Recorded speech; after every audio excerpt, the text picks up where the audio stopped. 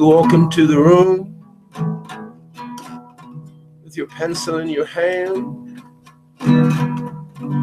You see somebody naked and you say, who is that man? You try so hard, but you just don't understand just what you're gonna say when you get home. 'Cause something is happening, but you don't know what it is. Do you, Mr. Jones?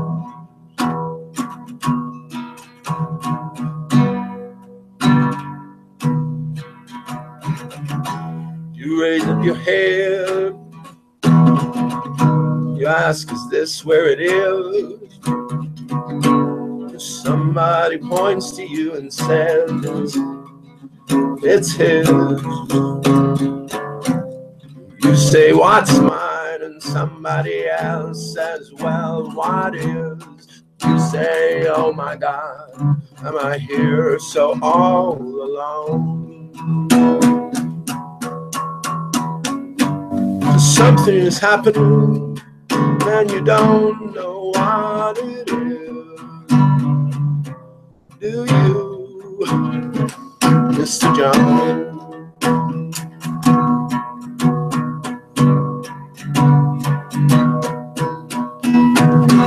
You hand in your ticket and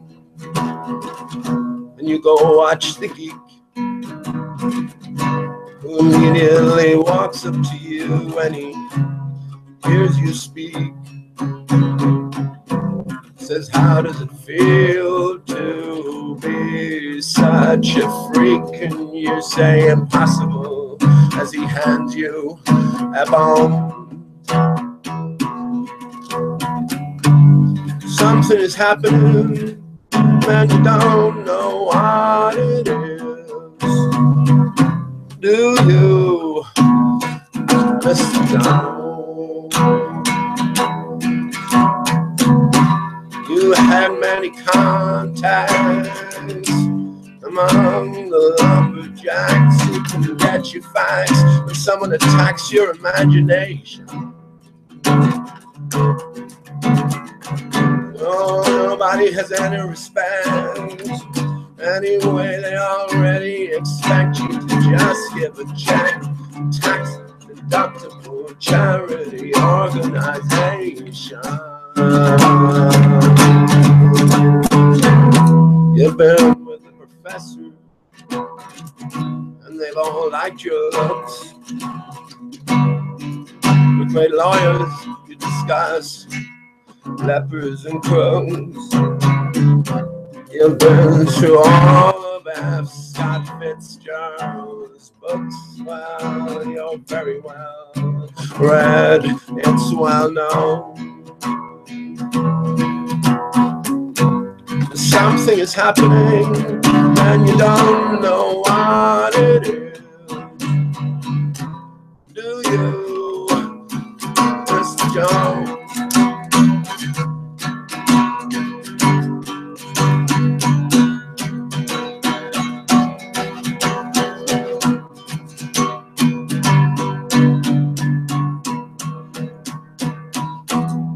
The sword swallower,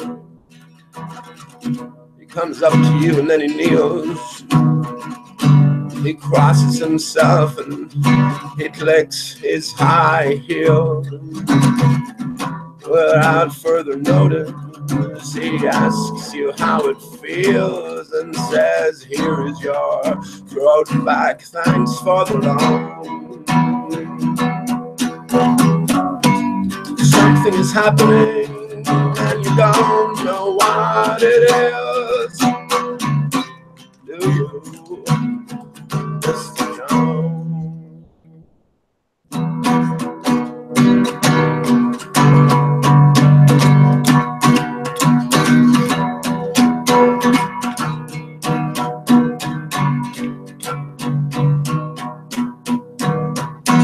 Another one-eyed midget shouting the word now. You say what reason says how. You say, what does this mean? It screams like you're a cow. Now give me some milk or else go home. Something is happening and you don't know what it is. Do you, Mr. John?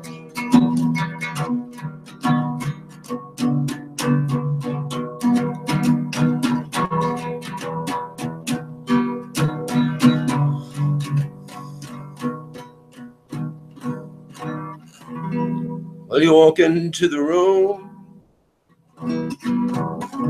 like a camel and then you frown. You put your eyes in your pocket,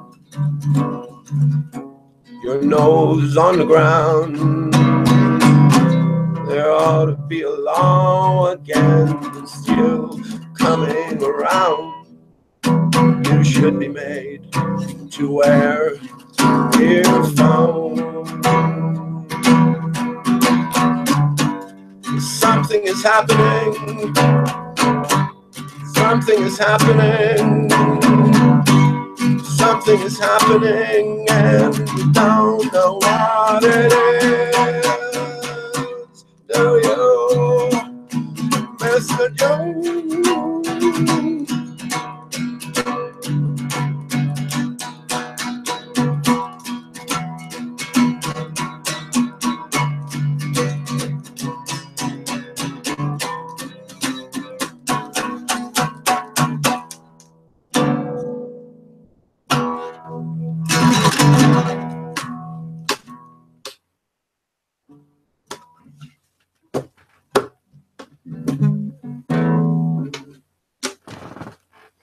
Greetings, greetings, friends. How you doing? I bet you didn't think you'd be seeing me so soon again, or hearing my my efforts to express. I guess that's a great song. That's for Steve as well. When I sing that, it just reminds me of my boy. But great song, excellent song. You can imagine a bit of piano, bit of harmonica thrown into that, and I don't know when that dates from, actually. Maybe that's very early songs, maybe about 1960, 66 immediately came to mind. I'm going to check that out. It's called Ballad of a Thin Man. Bob Dylan, of course. Probably the second one, not the first one. The first one vanished from the scene. Not vanished from the scene, this is all written into the script, you know.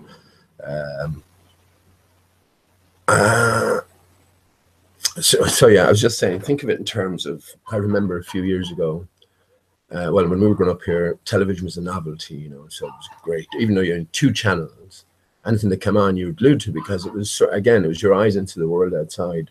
And yeah, well, we know exactly what it is and what it was now, but one particular soap opera or something, and maybe it was Dallas. I think it was Dallas that started off it, but I'm thinking more in terms of a UK soap opera, Coronation Street or something like that. But they switched around the character. One of the characters had to maybe leave, whatever, personal reasons or whatever, and they switched around the character and just carried on as normal. So they put a new person in, a lookalike, but it wasn't the same. I think they did it in, that's it, now it's coming back to me, because that would have been before that, even in Dallas time. But they did it in, do you remember Roseanne Barr? Roseanne, remember that show? They changed out the daughter, and I think they did it in the Cosby Show as well, actually. So it's all coming back to me now. So yeah, if you think of it like that, in terms of Bob Dylan, or anyone for that matter, Elvis, fuck it, anybody, Michael Jackson, anybody you can think of. It's been around a long time. You've noticed Debbie Harry, you notice changes here and there.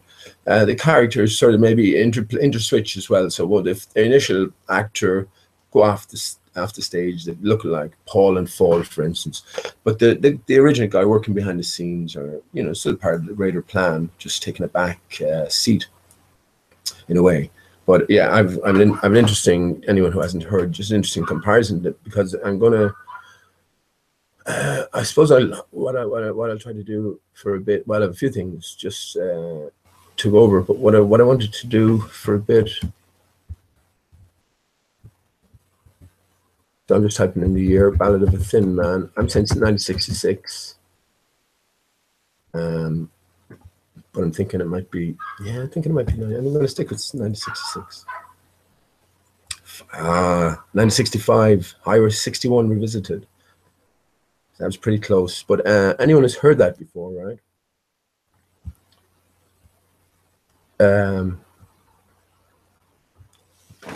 Well, you'll appreciate what a great song it is, especially if you're into that type of music. Much written about, this is the point, I guess. Much written about, and I didn't sing it for this reason, but much written about interpretation. Dylan is one of the most sort of mysterious. I think he got a Nobel Prize for his contribution to poetry. I think, in terms of his lyrical content. Yeah, so when you can keep them guessing, in a lyrical and sort of manner. This is where the money is to be earned, I guess, and the mystery is to be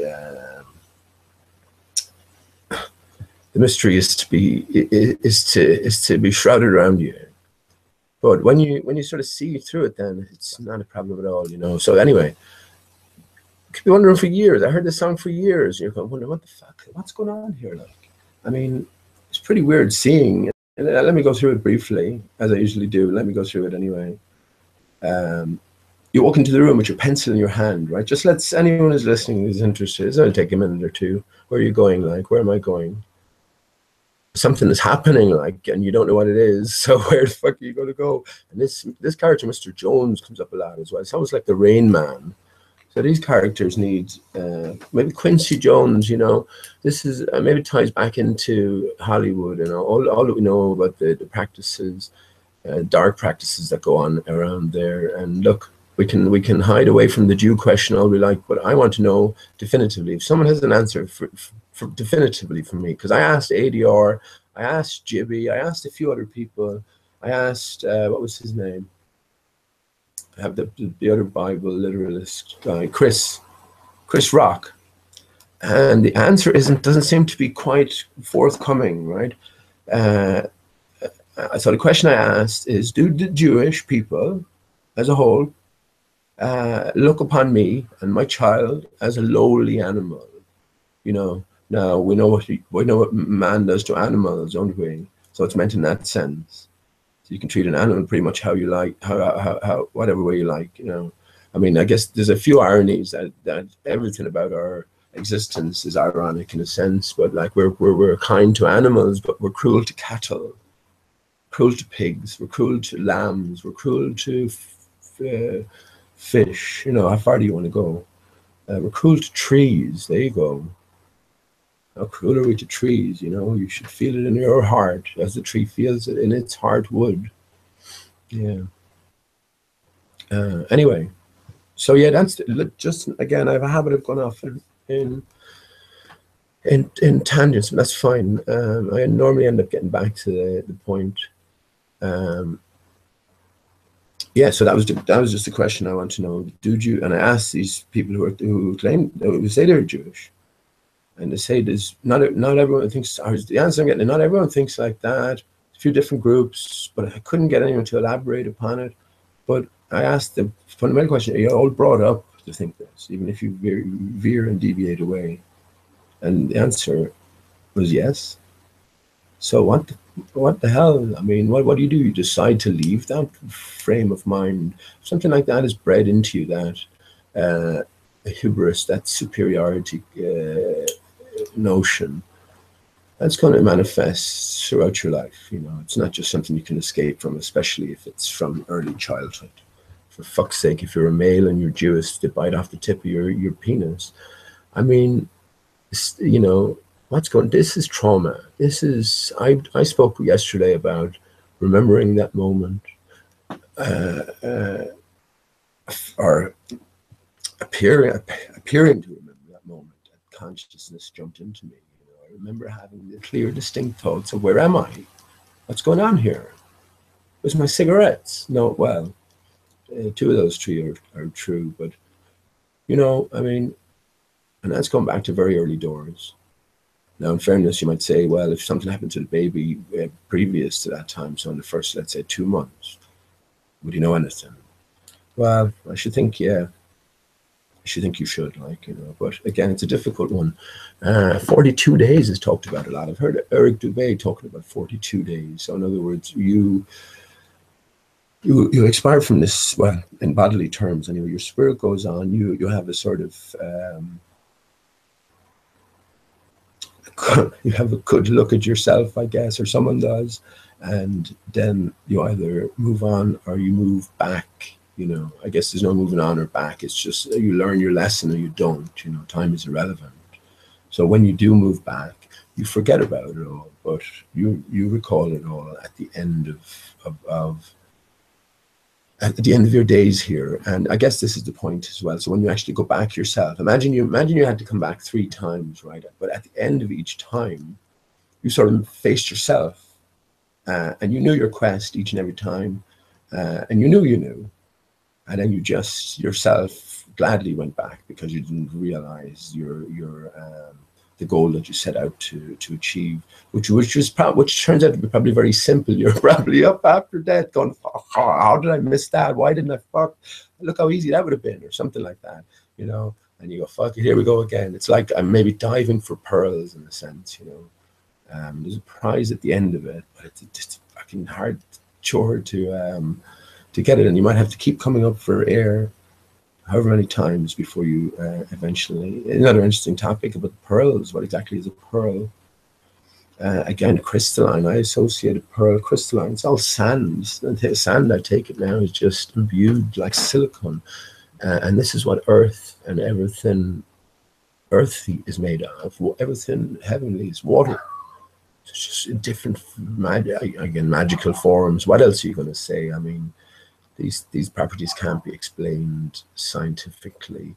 These are imbued forms, you know, and they can take on many forms. So it is all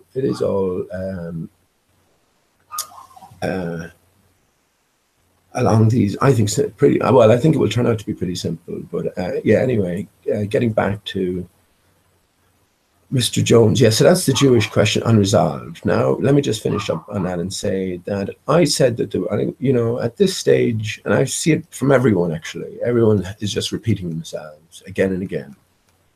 If we think about what people are saying, if we think about what these hangouts are about, now I'm not putting any of them down. This is just the way it is, you know.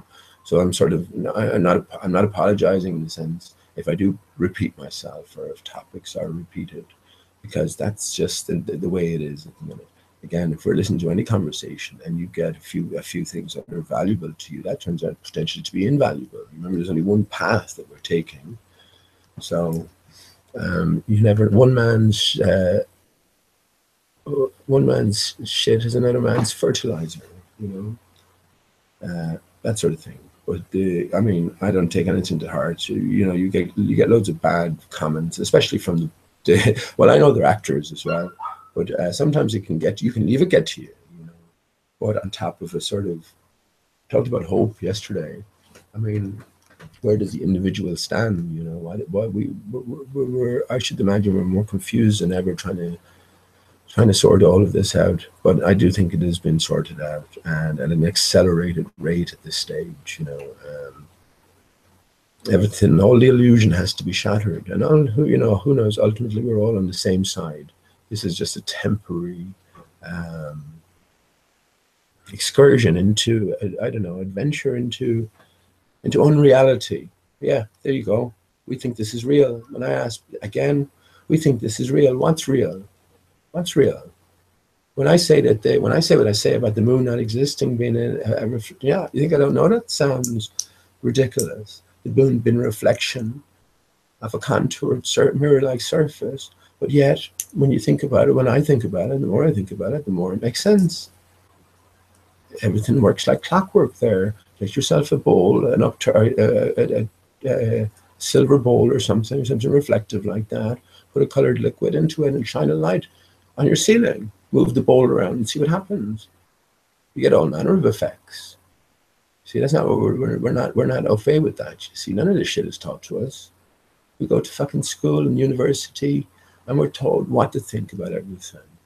We have the answers to it. This is the thing. We have the answers to everything, but the solutions to nothing. And yeah,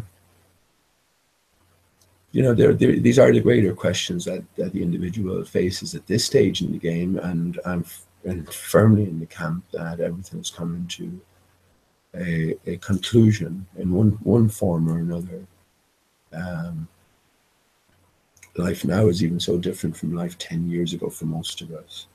Just, and what is life? Well, in terms of how we view this so-called reality, or how we interact with it, or how we view ourselves within this so-called reality.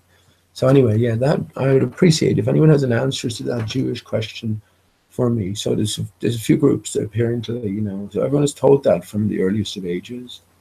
And again, if I told my son from the earliest of ages that he was superior in every sense, in a real sense, to everyone else, you're telling me nothing else goes along with that? Come on, I mean, how forceful are you going to push that, especially if you see it as a dog-eat-dog world and you feel like you're hated? I think someone said, who was saying yesterday, that the Jews were kicked out of 188 countries. That's no reason to beat on the Jews. Well, hang on, like, I mean, if a guy comes into a bar and, you know, he stays around a while, but each and every time there's trouble always stemming from his corner. And if, you know, you keep giving him a chance, you keep kicking him out. What? It's not his fault, is it? Turns out to be not his fault in the end, especially if everyone's ingrained with this hubris, you know, and this superiority complex. This is not good. And ADR, if you're listening, I wish you'd come on and explain to me. You can, anyone free to come on if you will. I'm not making any accusation. There's no answers to these questions, because surely if I knew I was dealing with people who thought that way about me, or my child most especially, or all the children, or anyone else, yeah, I will have to alter drastically my stance, won't I? And I don't think I could be blamed for that in any sense. So that's just a by the way, but it does connect to Mr. Jones here, which is what I'm thinking. Anyway, you walk into the room with your pencil in your hand, you see somebody, so what does it, okay, that's what I was asking. So if you've heard this before, if you haven't heard it, right,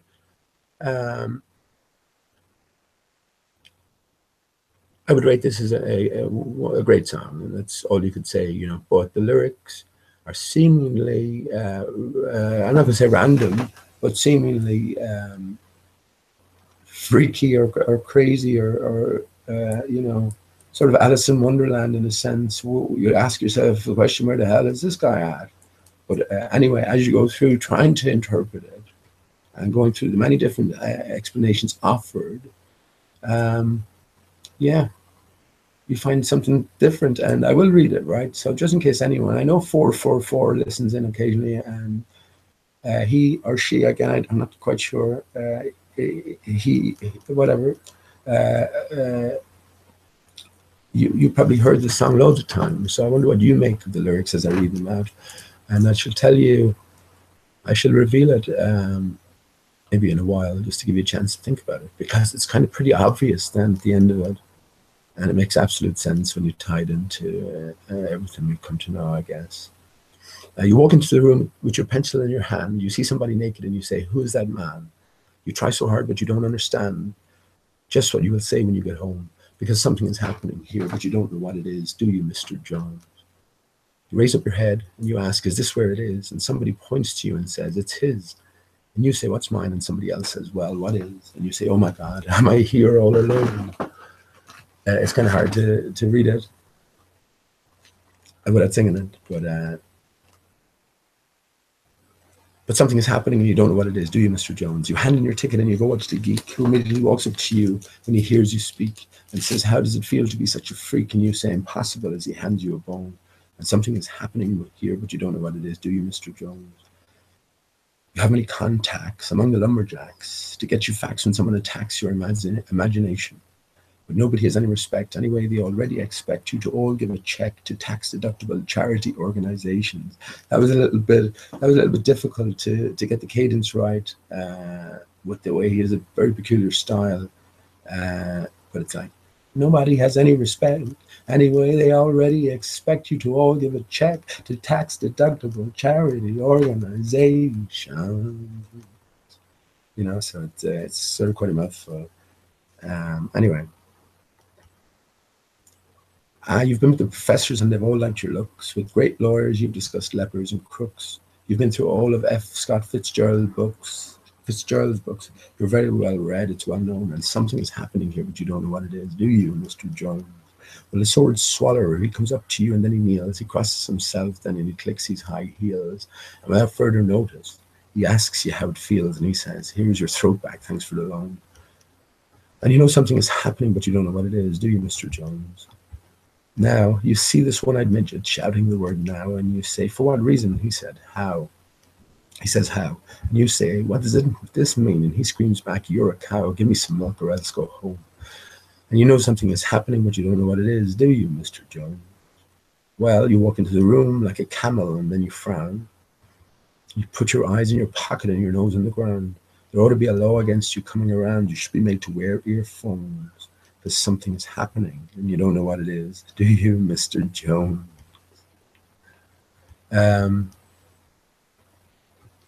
Excellent. So you could spend, well, I'm not going to say I spend years, but I definitely spend years listening to the song. And yeah, definitely thinking about it somewhat. Who is this Mr. Jones? You find Mr. Jones, Davy Jones, Locker, there's many different connections to, yeah, but Quincy Jones. This is all about something particular, and the title gives it away as well. So again, remember, we're in the world of sort of puns and double meanings, and you know, beyond the surface layer, and even once you get beyond the surface layer, you're prepared to go beyond that. So again, the clue is in the title. So when you spot that, there's no going back. Then you understand exactly what it's all about. But this was never mentioned in any of the interpretations I saw. I don't think I didn't come up with it myself. I don't think. I think I actually went to just one of those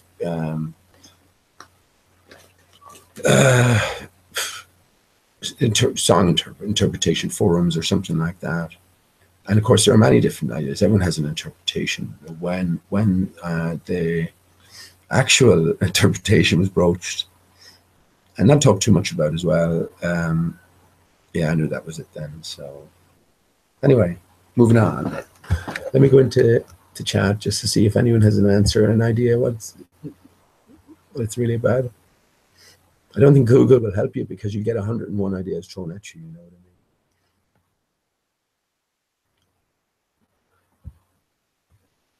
As an answer in it.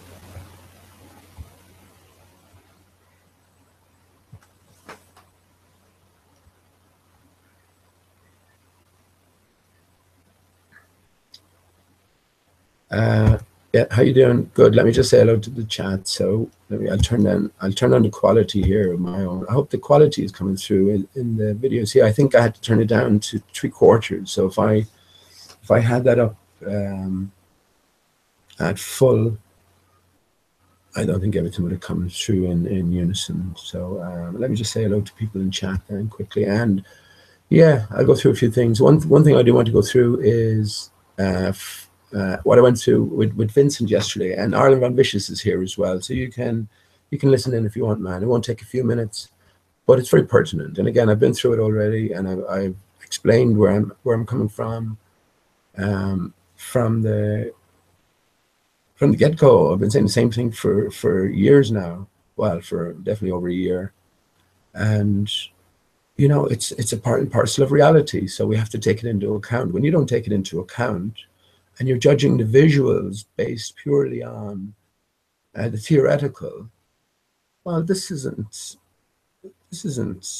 good. Like in terms of any honest investigation, you know, you're going to be led astray. And, you know, no one wants to be led astray. You'd rather get to the solution quicker and simpler than slower and difficulter. I said that purposely, more difficultly. So, yeah. So when I do this, it's just what I want to understand and what I know is a factor in play. And again, I went over this with Jamie yesterday, but I see that Anthony was on with Nathan, which is fine, going through the same stuff. So one thing you will have to do, Anthony, is to take in, and I know there's other issues as well. So I'm specifically talking about the two particular issues that I will bring up. And, you know, I hope it'll be made perfectly abundantly clear that this effect is very pertinent and needs to be taken into account. And even for you, Arlen Von Vicious, in terms of your golden ratio and how you take that into account regarding what you should see according to theory versus what you do see in practice. Well, you have to take this effect into account as well into your reckoning. And I wonder how it would change your overall thinking, because if you, I reckon it, you can do away with the TARDIS within the TARDIS, the toilet within the TARDIS, no, the TARDIS within the toilet within the TARDIS. Yeah, so, or is it, that sounds, yeah, you know what I mean anyway, or you don't know what I mean, I should say. So I think you can do away with that, even though we're still in the realm. Here's the whole thing, right? No matter how far we get, everything else is still going to be wondrous and magic. You know, it's all to our reckoning. We have no idea. We're really flailing around in the dark, you know. So once you get beyond a certain barrier, which is flat Earth again, it's a sort of the end of one thing, but it opens up so many other things, and maybe that's what we're sort of getting prepared for in this life. You know, who knows? Who knows? One thing's for sure, I think we can all agree, most of us anyway, this is certainly not everything. This is certainly not the end of everything when we shuffle off mortal coil. So let me go into chat just briefly and say, I'm not going to stand for very long. Yeah, how you doing, Mick? Flat Earth Stillwater. Yeah, you first in. How you doing, man? Good to see you. Hope you heard that song and enjoyed it. It's good to see you on camera as well. I was sort of left a message saying that you look a lot younger than what I expected, man. So that's good stuff. Yeah, very good. Multi-Tom, how you doing, man? Good to see you here. Scouse Anarchist. How you doing? I don't think I've seen you before. Welcome, Cat Earth. How you doing?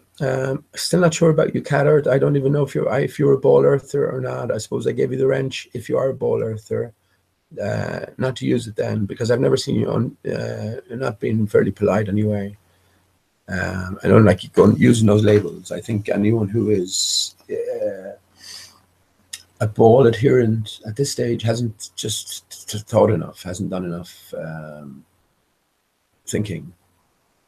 You know, you have to get beyond that. And when the ball earth can't get beyond the very basics, why would you stick with it at all? Why? Oh, because the stars are moving. Oh, that's right. Because I can't explain why, when I look up at the stars here and I look south, that the stars seem to work, go in a clockwise direction, right?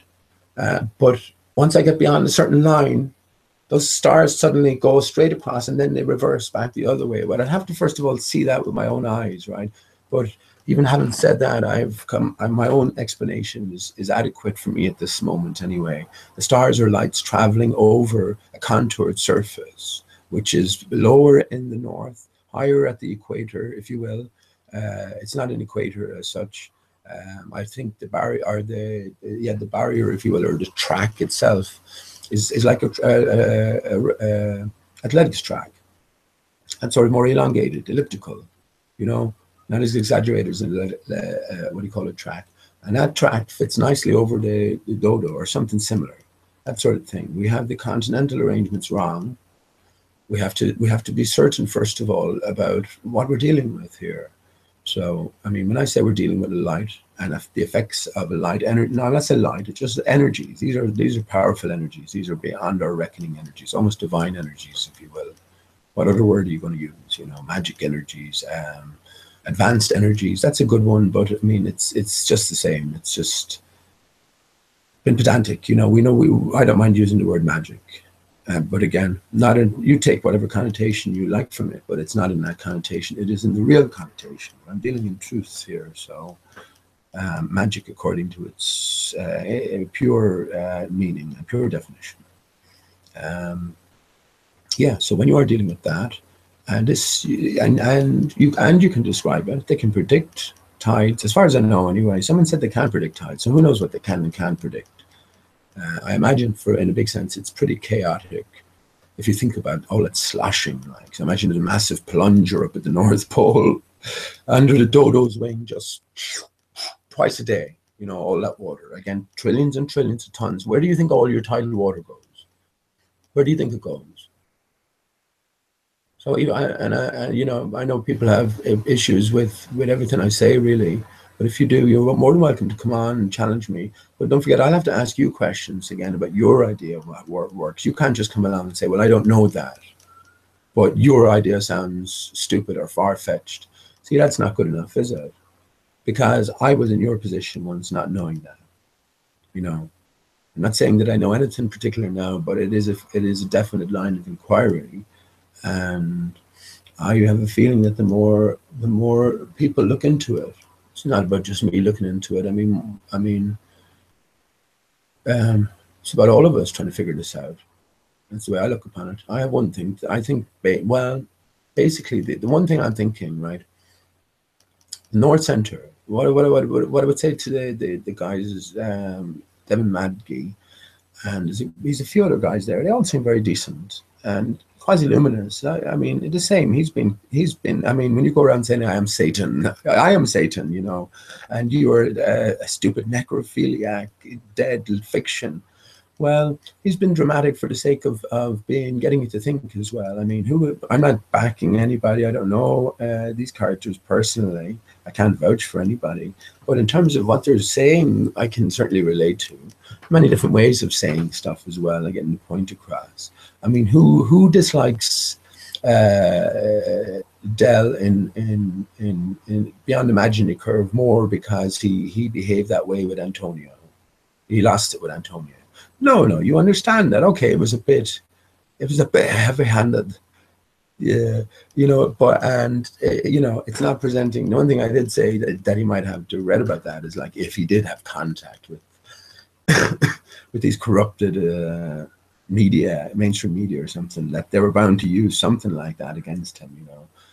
But other than that, you're fine. And also well, to talk about that, I suppose when you see, if you say something about a person, especially when you accuse them of plagiarizing, no one likes to be accused of plagiarizing, especially when it's not true. So, like, if I wrote a song, right, and I knew I came up with it myself, and I come up with many songs myself, but someone came along and said, this song is plagiarized from my work, and I would never have heard it before. Now, there's always, we get our ideas from lots of different sources, so you might have heard it before, but have no conscious recollection to it. That's the important fundamental point here. Your own intent, your own honesty, and your own reputation is whatever reputation. It's just whatever your honor. You're being accused of something that you didn't consciously do anyway, and that's the best you can say. Someone can only say, I didn't consciously do it. Because if you could say that and get away with that, then every crime could be, you know, brushed away. But yeah, these are the.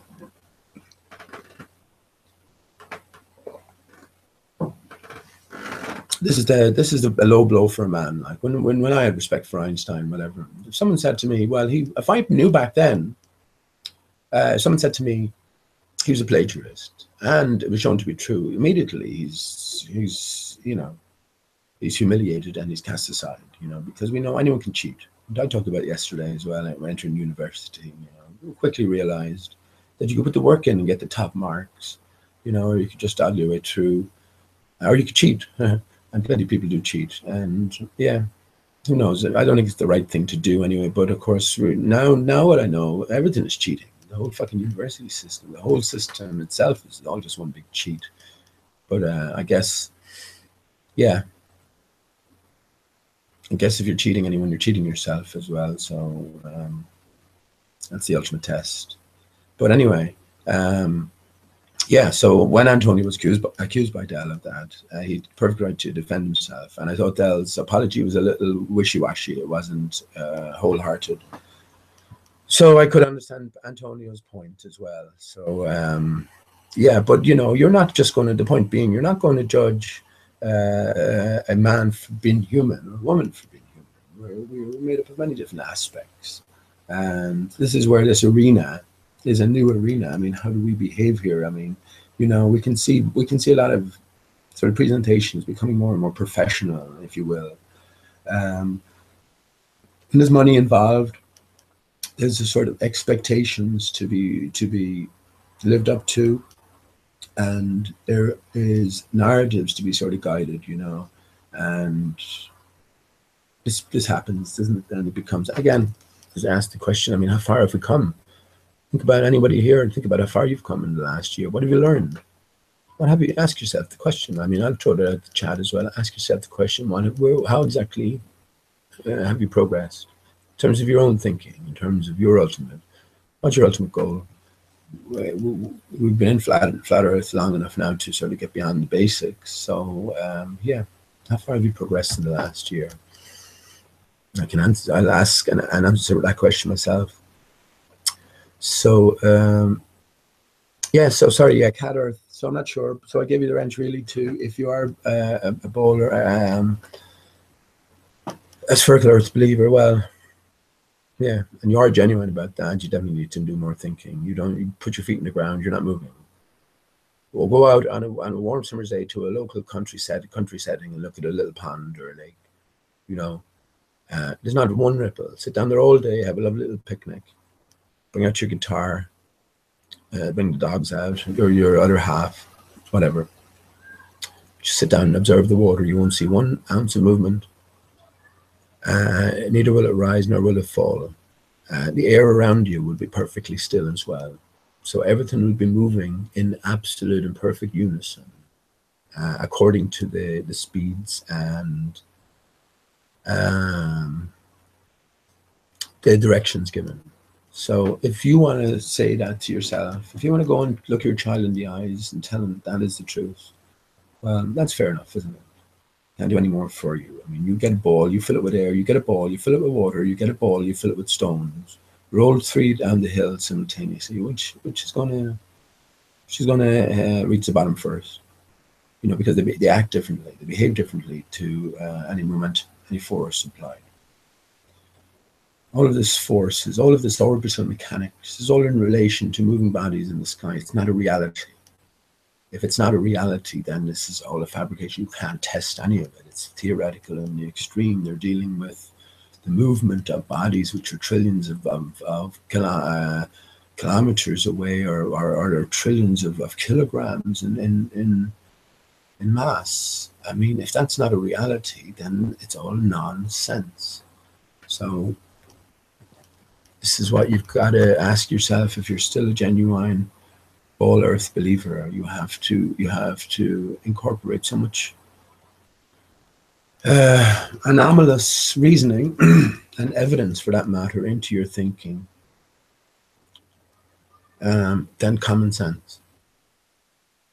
And I mean, how can you deal with someone who discards common sense and clings to, again, anomalous reasoning, and faulty logic, and well, fakery, media fakery? How can you deal reasonably with that type of person? I don't think you can. That's just one area then, you know. And of course, one thing we know is that the flat Earth, that overturned everything. We have to, you know, flip everything. We really do. We have to begin again. Another fundamental question, three fundamental questions to anybody as well. So, let me just say this: when I talk about a litmus test, you should be your own litmus test as well. How much am I aware of this? I wouldn't say this unless I knew it was true. That's the best I can say. You know what I mean? I'm not trying to goad anyone. I'm not trying to steer anyone. I'm not trying to influence anyone. I just have come to find out that these are facts in this existence we're in, and any adequate research will bring any investigator to the same facts. I think, and I think awareness of these facts and knowledge of these facts makes all of the difference.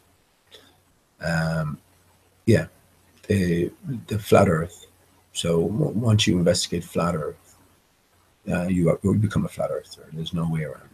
Many different questions beyond that, but that's your basic starting point.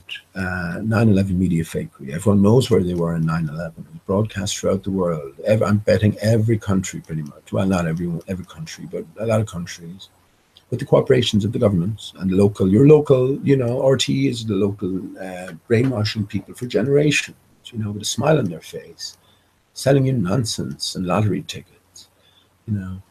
1984, yeah, 1984 on steroids.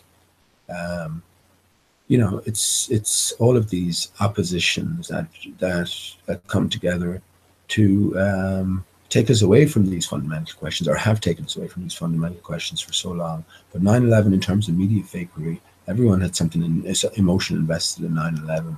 And if you found out that when you were looking at people jumping, and you're looking at people crashing, so you can get to see anything really. You think about it, you start to see a plane crashing, but you didn't see, you know, the rest was left to your imagination. Oh, fuck it. Imagine those poor people. They would have known. You know, you're putting yourself, you're creating that narrative visually in your own brain. You know, if you think about it at all, you're going. They're telling you, especially as the weeks and months went by, then they're telling you the story, filling in the blanks. You know, and you're putting yourself in the shoes of that passenger on the plane that crashed, or that didn't crash, as it turns out.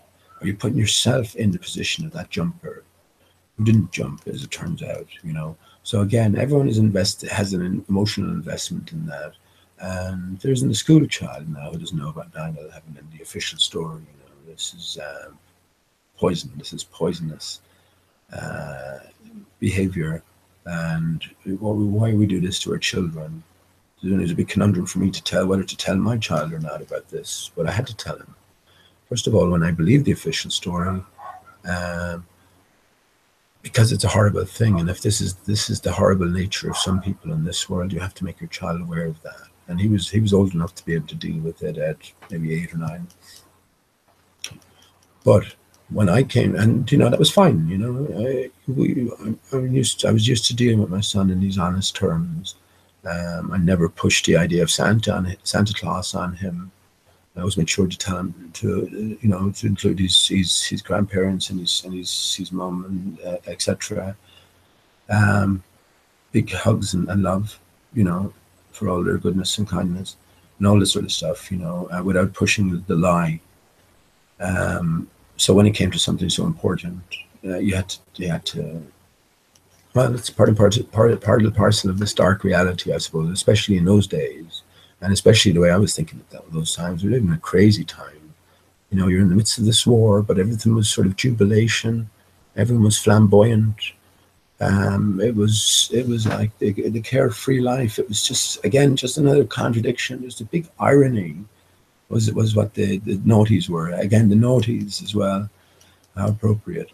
But yeah, it's when I found out about 9/11 media fakery. Then, what do you think I'm going to tell my son? Leave him not wallow in it. Leave him with that lie I had brought to him in the first place. No. I showed him how it was faked. I showed him how the plane crashes were faked. I talked him through it. So, because I had to. What else are you going to do? You can't leave the boy hanging after coming to this realization yourself. And again, it was a realization. It was made clear for us as well that this is the case, you know. If you still choose to labor under these false pretenses, whether it be the official story or many of the different conspiracy stories that seem to be so true on the face of them, be it from Stephen Jones to Dmitry Kalazov to Judy Wood, you know, these are all based on faulty evidence, right? The evidence has been proven to be faulty, to be fabricated, and therefore anything or any conclusions based on the evidence is necessarily faulty, is necessarily incorrect, or is necessarily or can necessarily be discounted. You know, this is just pure and simple. And it turns out that everything we saw on 9/11, from the initial video plane crashes to the collapse sequences to the aftermath pictures, were part of parcel of fabrication. The biggest fabrication was victims. There was no victims. You know, if there was any victims, it was accidental. You know, it was an accidental death because again, you have to remember that there's thousands of people involved in these drills and exercises throughout the country that day. You know, this big coordinated effort. This 9/11 was, and again, I said it was, what did I say, 100 years in the making? No, I'm going to say it's 419, well, back then, what's that, 400 odd years in the making it was, from a certain point. So that's how big this operation is. And if you're lost in if you're lost in the initial narrative, and even the official conspiracy narratives, well, you're just flailing, you're kicking your legs, you know, and you're getting nowhere. So anyway, just to get on. Yeah, so everyone had an emotional attachment to 9/11, but people, you know, don't like to be tricked like that. No one likes to find out that your friend said your friend said to everyone that he had cancer, and everyone rallied around him or her, and loads of money was raised and everything. And it turns out it was all a scam. You know, that's the worst sort of kick in the balls, if you will. No one likes to hear that. So that's why I include 9/11, because the fact that it is a media and a victim fakery extravaganza is true as well. But yeah, people need that to realize that they've already been kicked in the privates, and yeah, let's see them waking then and reacting to that en masse. As George Bush Senior said, I think in an interview, and again, this was slipped out for our hearing. You know, we didn't need to hear this.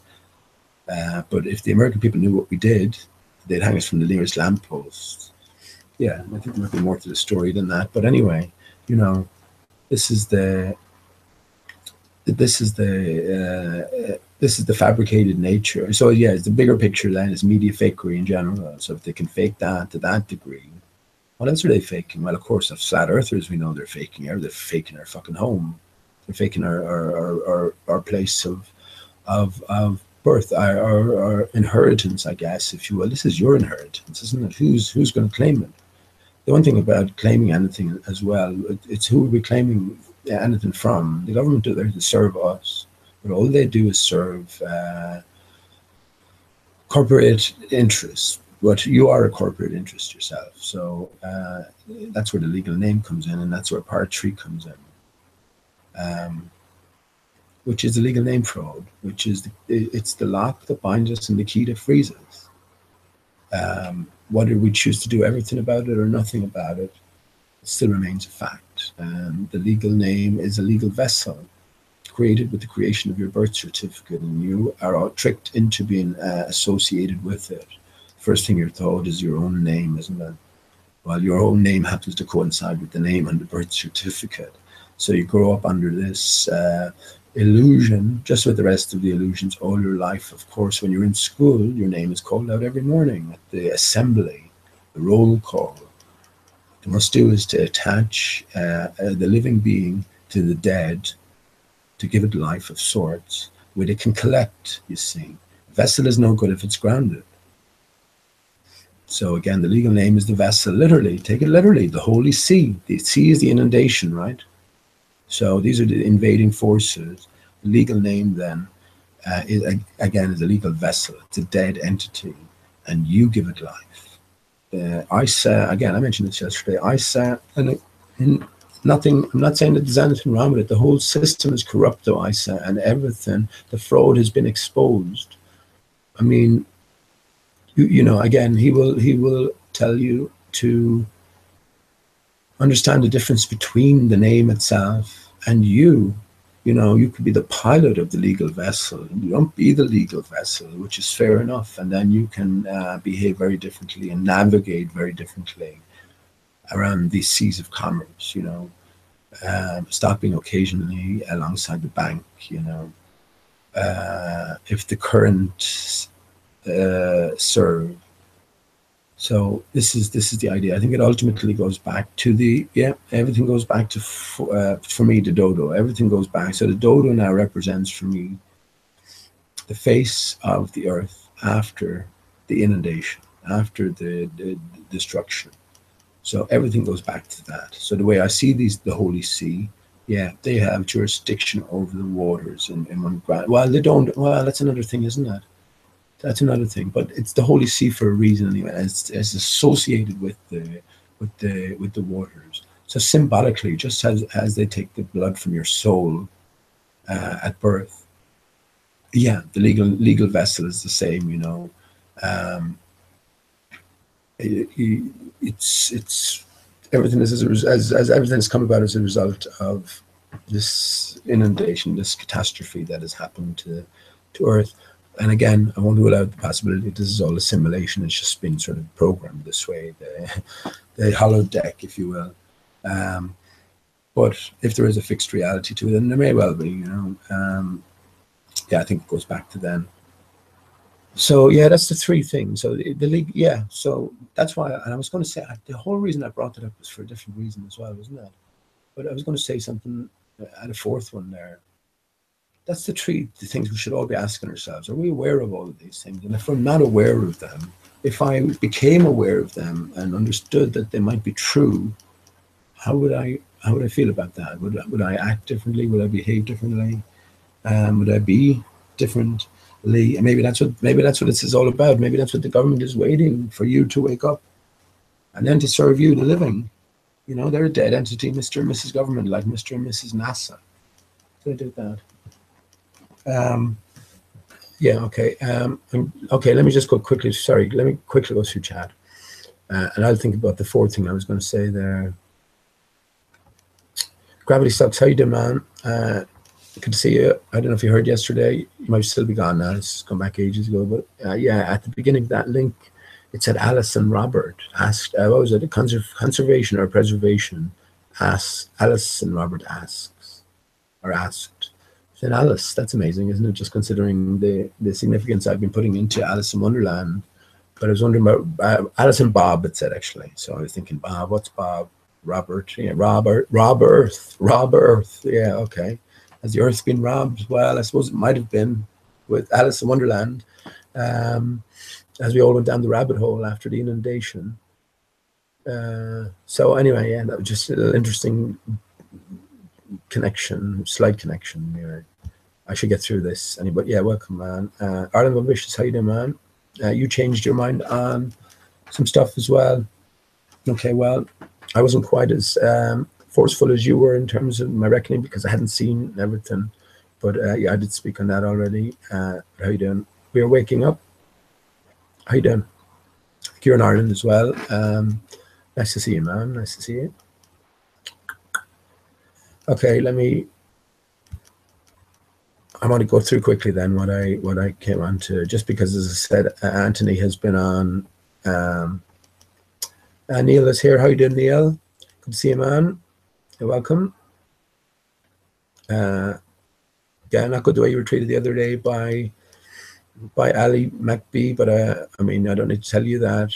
Yeah, you made a very fair point. Of course, you can't be given wrenches to known instigators, known baller antagonists, because all they want to do is disrupt the conversation and shut it down. And they keep coming back and again and again. So if you give them a wrench, they're going to be shutting down real discussion and, you know, banning different people or timing out people who don't deserve time, etc., etc. So it makes no sense For to think of Ali, I don't know. Well, I let you work out what to think of Ali. Felix, how you doing? Felix Siam, great name, Felix. How you doing?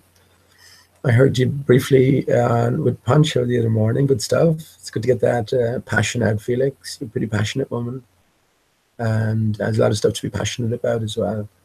Uh,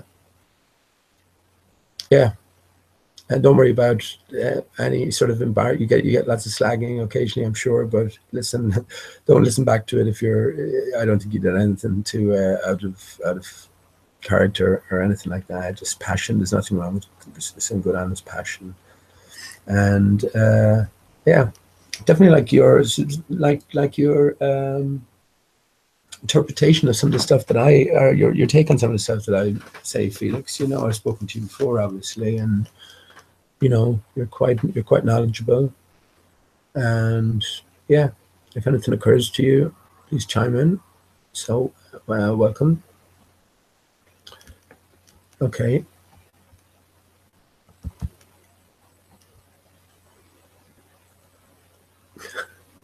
Okay.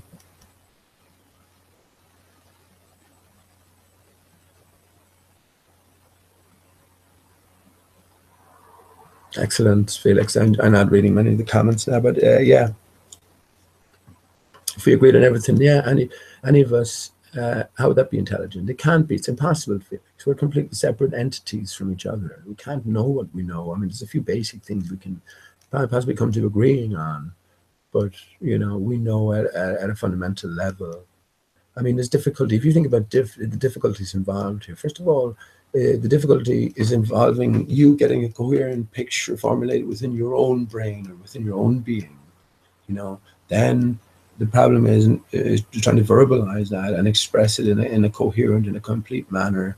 Well, that's difficult, and that's fucking impossible in itself. But then to express that idea in a coherent and an intelligible manner to somebody else is almost an impossibility. So yeah, definitely coming at it from that point of view, and yeah, everybody certainly has something to offer, and you never know where you might pick up the most valuable of information. I mean, I've said that again and again. It doesn't matter if it's boring as shit here. If I'm boring the heck out of you, I guess if I say one thing that you can take from the night, well, that might be invaluable to you. But again, that's just down to the individual, and no one has to be anywhere, I suppose. So yeah, I'd better go through these. Bobby Gennady, how you doing? How you doing?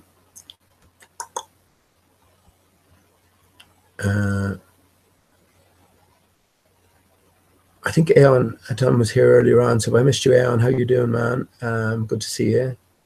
I haven't got back to you, but maybe you'd like to come on sometime, Aon. That'd be cool. Chat. You have some great things to say, light to shed.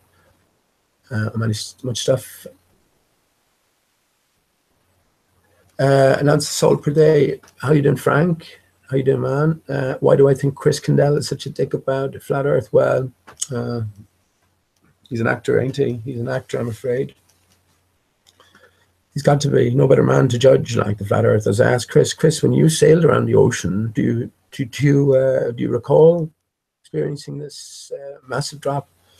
No. So he has to be an actor. He's like Simon Shack. They give the game away.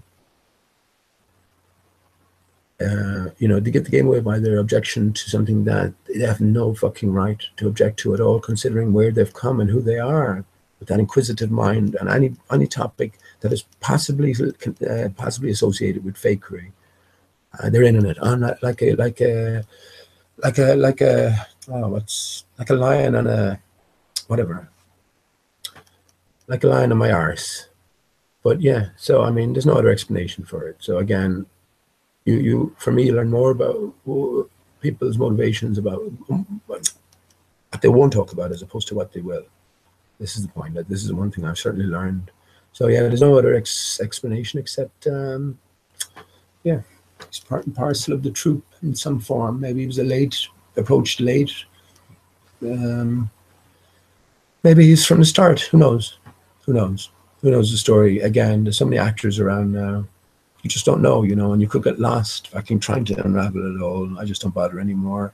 Once I understand that someone is limited in what they can talk about, I can make the call, because there's no reason why you should be limited if you're just an honest and you have no sort of affiliation to anybody, you know, except truth. So yeah. Anyway, let me get back.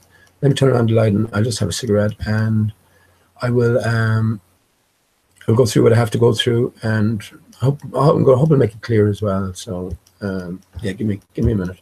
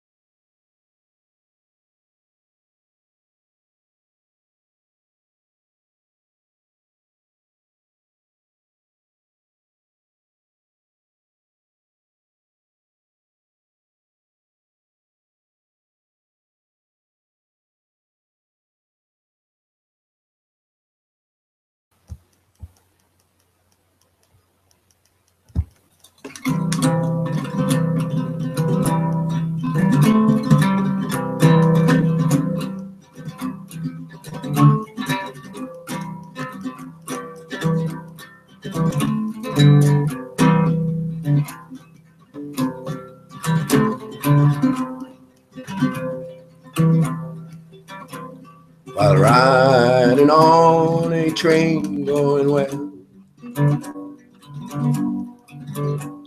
I fell asleep for to take my rest.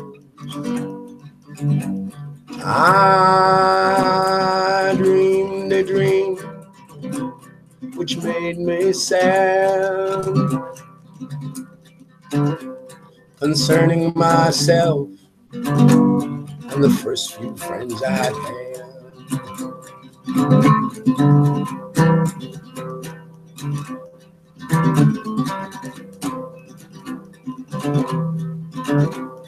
Half-damp eyes I stared to the room where my friends and I'd spend many an afternoon, where we together weathered many's a storm, laughing and singing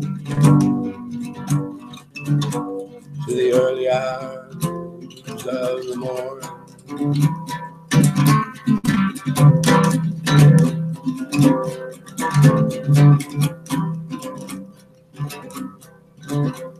By the old wooden stove our hats was hung, our words were told, our songs were sung, where we longed for nothing and were satisfied, joking and talking about the world outside.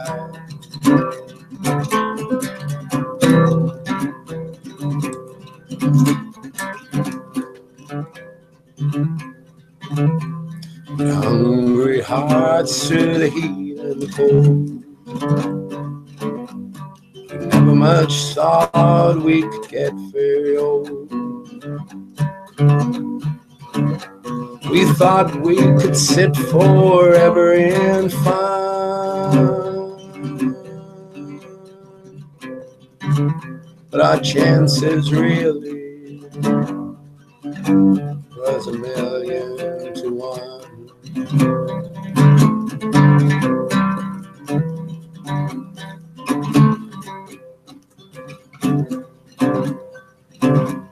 As easy it was to tell black from white, it was all that easy to tell wrong from right. Our choices, they were few, so the thought never hid. And the one road we traveled would ever shatter or split.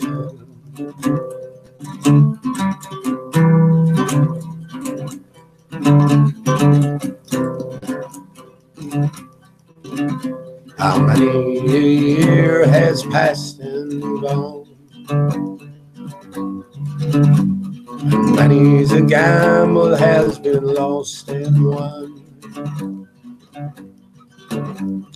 Many's a road taken by many's a friend, and each one I've never seen again.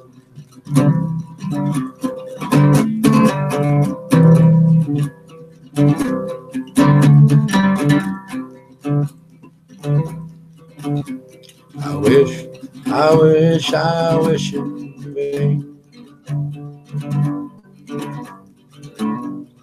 We could sit simply in that room again.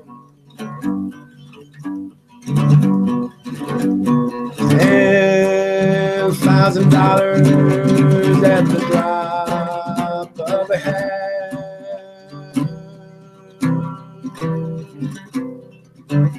I'd give it all gladly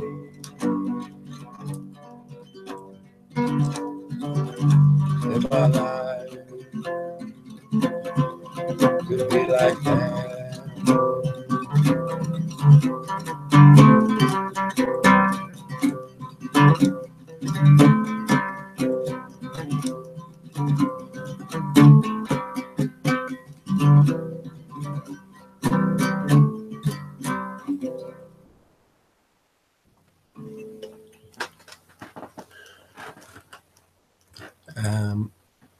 a Bob Dylan number.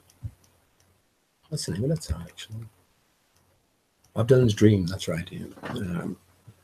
That was from a freewheeling Bob Dylan, 1963. So I don't think again, I haven't sang that song in years. And when you're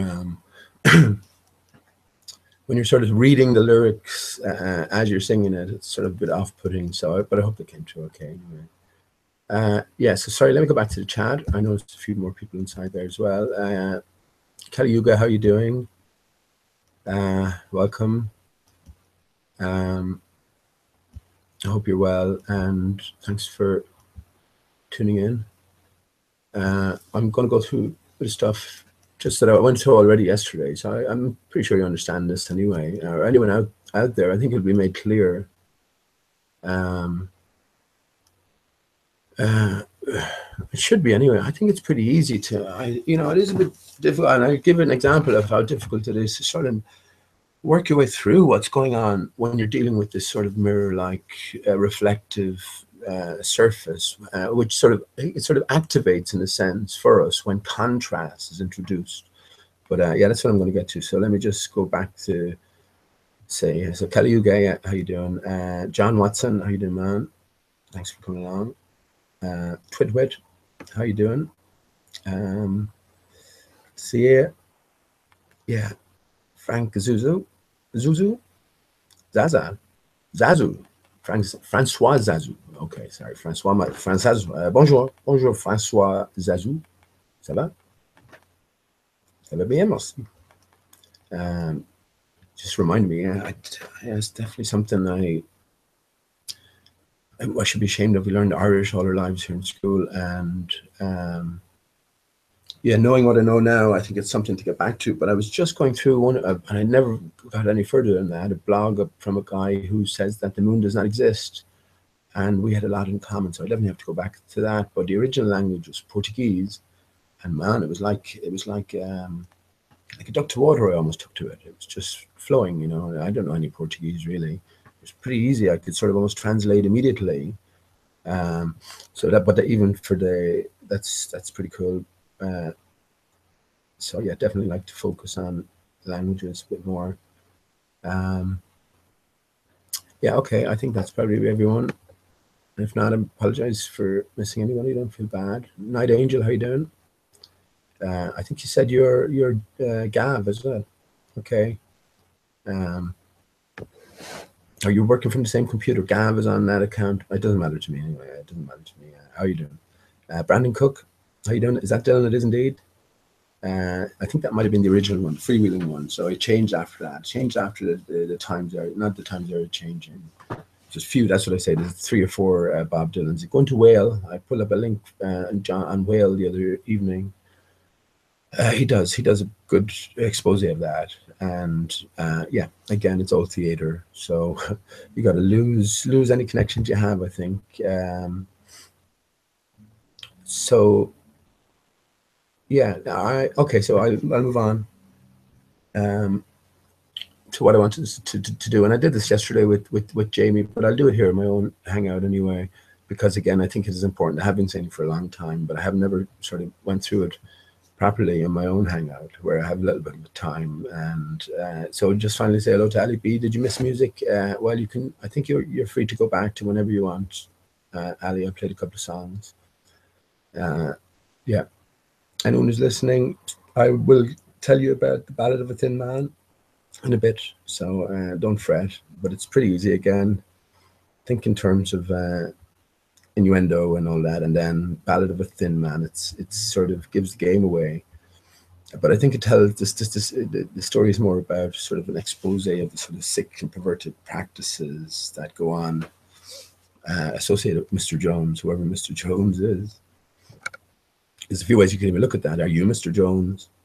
But anyway, that's a different thing. So let me move on and deal with this. Okay. So yeah, this is for again, just to clear. I'm not on anyone's side here. This is just about, look, this is how I see it as the reality of things, and if this is repeatable, observable, recordable phenomena, and we are judging in terms of visuals, but then you have to take it into account. The bowlers don't like it, as I said, negatory, and he's all nice and calm. Every encounter you have with him, he's very calm, collected, methodical.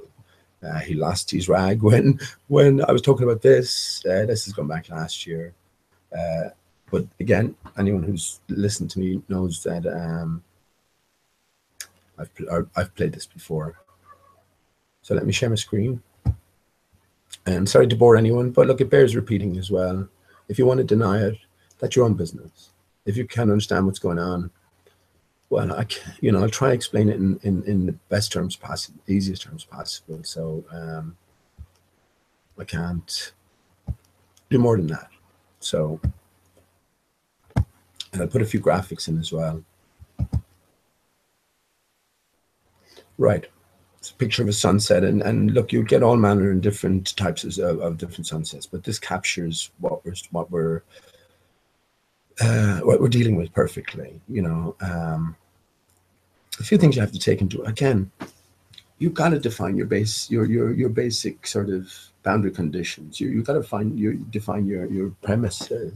When you want to try and solve something regarding the sun or the atmosphere or beyond, you have to define what you think they are. You can take into account all the effects you like, but you have to make some sort of attempt to definitively define what you think, what you're dealing with here. I mean, how far is that sun away to you? That's going to be, if I ask that question in chat, I'm going to get 101 different answers. Well, 4 different answers, one from each member of chat. I'm sure that's all that's left at this stage. But yeah, that's a different matter indeed, right? So let's not worry about that. Obviously, our senses are telling us that's quite near. So we're all on board with that. So what's going on here, right?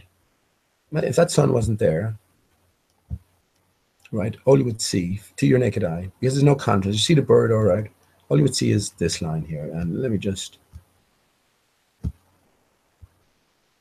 even on Zoom. Now, so all you would see is this line here. I gotta put it on here.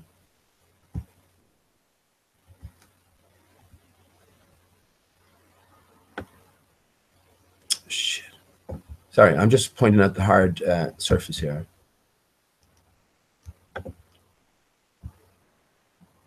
Right, sorry, here we go. All you'll see is this line here. This is the hard horizon, right, as far as you're concerned. But it's not really. It's the sort of visual limitations. It's what your eyes can comfortably make out. Everything else is a blank canvas. It's not that you can't see anything. It's just that everything is the same, right? If you were to focus or hone in on a specific area, you could, maybe discern something, but just in general, that's all you see. It's only when something comes into contrast, right? The environment. So this is where the sun comes in. When the sun comes into view, then we see the real horizon, right? So how we make out the real horizon? Well, we understand that this isn't, what is this? I asked the bowlers, what is this? The bowler antagonist, what is this? What's going on here? So it's inferior mirage. It's, water temperature, air temperatures are higher at the bottom, are lowered at the bottom, and just a little higher, a little hotter, a little higher, and you're getting sort of all manner of, I'll give you a fancy word for it. Fatty Morganal. Fatty Morganal, yeah, Fatty Morganal. So let's just call that a Fatty Morganal, and we'll be good. So anyone asks you what's going on here, just say Fatty Morganal. Good. Okay, fatty. So yeah, no, it's not what we're dealing with here. This is a reflection, right? This is a reflection. So once we understand that this is a reflection, you could say to yourself, well, where does the reflection stop? If I brought another sun. If I brought another sun in here, just click, hang on. What would you see? What would you expect to see? If I brought another sun in here, what would you expect to see? It's exactly the same thing, just depending on the distance it is, right? There's a fixed line here, and this is what I call the real horizon line. Right, and you can see this only because there is a contrast It's still there, but you can't see it because there's no contrast. You can't sort of make it out. Your visuals don't work that way. You know, everything is just sort of a blank canvas.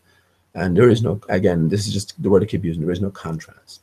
If a ship was to sail in the distance here, a massive ship was to come in, then that would set up contrast, especially if you could see it, if you could get it into view. And then its own, it's sort of peculiar as well, its own horizon line would be set up. You know, it's sort of, if you had a bigger ship behind that, you know, that would come in and sort of into a different contrast. And this is a picture I'm going to show you in a bit to give you an idea of what I'm talking about. And it's sort of difficult to get the right language to get the idea across. But I'm not going to spend too much time on this. So let me just put the actual mirror line in, right?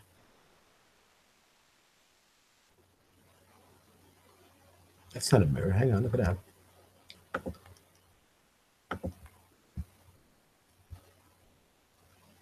It's ruffling, like you can see it there. It's all the way across, right? So this is the idea that we're going to get. No matter where, when you look out onto water, this mirror line here is always going to be in situ. If you can't resolve it, that's fine. There won't be any contrast. But it's when this contrast is here, then we can see it. We can clearly make it out. Now, what you have to remember, it's not just the sun that's been reflected here. It's you're looking at this plate, if you will, this. So you can make out that horizon line. I'll take that away, so I don't need to put that back in. Well, let me just say everything below is just a reflection of beyond here, right? Just depending on your angle of viewing, just like if you had a huge mirror on the ground, what you would see, your angle is fixed, angle of incidence, angle of reflection. So you're seeing a very thin layer just above, just like you see with the sun here. So everything above here to the same degree is mirrored below. As above, so below. So this is important, right? And that's not too difficult to understand, I don't think, right? Now, the question is, what's the distance from here, from the apparent water line to the actual horizon line? What's that distance? That's a more difficult one. Right, that could be any distance, not really any distance, but I mean, it's going to be substantial anyway, you know, as in 50 miles, something like that. You know, it could be anything from 20 miles, 50 miles, 100 miles. I don't think it's much further than that, because again, according to how I define the boundary conditions and say the barrier is only a few short miles up there, you know. So anyway, that's what we have to bear in mind. This is water viewed over an acute angle, sort of as it's compressed, and it behaves like a perfect mirror, as you can see there. This is just how water behaves when light was introduced as well.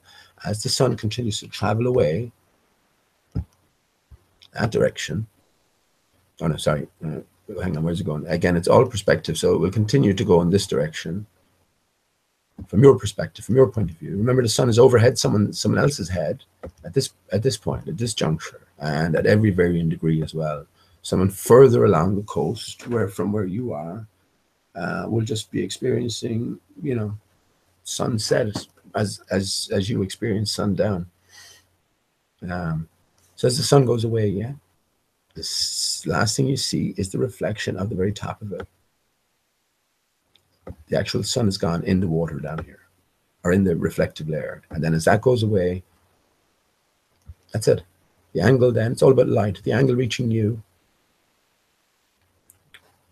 has to be sufficient. If it doesn't reach you directly, then you're in darkness. And what does happen is the sun keeps shining, and its effects show up in the stars. This is what I say that the sun is in itself. You have to look upon it as a sort of interface. You're looking at energy has been distributed through a sort of a sieve, if you want. But yeah, it's just that the sun's rays are not hitting you directly. So this to move on. I mean, I think this is clear enough. This isn't, again, remember this distance here between the apparent and the real, it's a big distance anyway. So this whole area acts like a plate of glass, a plate of mirrored glass. Everything has been reflected. Nothing is changing from your position. The only thing that's moving is the sun, the light source itself. And your angle is fixed to this mirrored plane here. So that's not changing. You can bring the sun back into view once it goes down and once the end of it leaves the mirrored plane by rising up and changing the angle of view and changing your angle of incidence to that mirrored plane. And it'll first start to appear in the mirrored plane again. And then it will appear itself and you have a second sundown. You're just changing the angle of viewing. And with the sun anyway, it's all about observer angle. So I think that's pretty clear. You can just reverse that for sunset then. Again, the idea the sun is circling. The sun is constant. The sun works like clockwork. You know, everything does. Everything works exactly like clockwork, I think, on a basic and a fundamental level. And the big influencing factor is the contour of the barrier above, or the projection surface that the slideshow has been transmitted around, I guess, broadcast around. So yeah, so we get that, right? So here's where it comes to the point. So I think I'll have to stop sharing that and then go back again.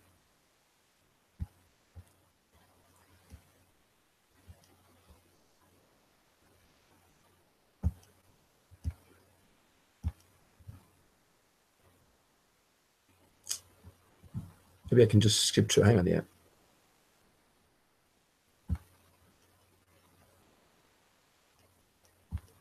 Sorry, I'm just trying to get the right picture. Okay, so here's the cause of controversy as well, right? So this is just a snapshot from, it's just one of the videos. It's like Flat Earth Slam Dunk. And you can easily look that up on Soundly's channel. So so I guess his claim is that here we're seeing curvature. You see everything going over the curve. So it certainly appears that way, doesn't it? And it would also give Anthony grounds to call a halt to this, because it does look particularly strange. And again, he has absolutely excellent, Anthony, from my view, he's excellent grounds. You know, of course, he's done his own investigations. He hasn't noticed any curve over much larger distance. So coming into this, he knows that there's going to be a problem. How could you possibly see curve from a much shorter distance when he couldn't see it himself, and all the times he's observed and made the observations? You know, so there has to be something wrong, and indeed there is something wrong. I think, I'm not saying that you're wrong as well, in terms of, I don't know anything about the other video anomalies that you talk about. So I'm specifically talking about these anomalies that I think are the main point behind it all, curvature or no curvature. So a few things I want you to notice here, right? So with what I was just been saying about the sun in mind,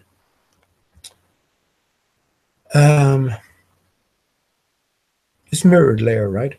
That's what I was saying. Remember, unless there was contrast, you wouldn't see the background would blend in with the reflection. It would still be there, but you wouldn't be able to make it out, right? So the first thing I'll ask you to notice, look at the water level here. So this is what is this? I'm not sure how far these towers are. They're fairly large. You know, this is a big distance apparently. So that's fine. This is how it does work. This mirrored layer comes into effect over big distances, especially. But one thing I want you to notice is, look at the water level. How come the water level here?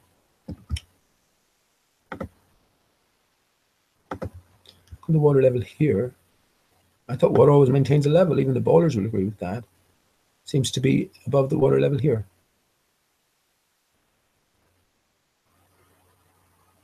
I know it doesn't seem quite right, but you can tell visually it's not quite right, is it? It's not quite, I know you might say perspective there, but I'm saying there's more to it than that. This mirrored layer here, because there's nothing, the contrast is not showing up. So the actual horizon here would be similar to across here, which would be here. That's more reasonable. Look. But we're just not seeing it. We're seeing the top of the mirrored layer reflecting away the clouds behind. So it's an illusion. That's more reasonable. So we're getting to the point. It is in effect here. And we can see it in effect. You can see a mirror. Look, if you look along, you can see a mirrored point. It's not so easy to make out, but you can see it, like it curves back in itself here. So you can see the center point here. You can see how it is mirrored. After a little close investigation will get you the mirroring line, which goes from here across here. Right, I'll remove that in a minute and you'll be able to see what I'm talking about. How far does this go in? It goes in right until, so you could follow this line up to a certain point and then bring the line in, say maybe into here, that sort of thing. Look at that yourself, and you can see that that is the case, right? So everything below here is a mirror of what's above it. This is the apparent horizon line.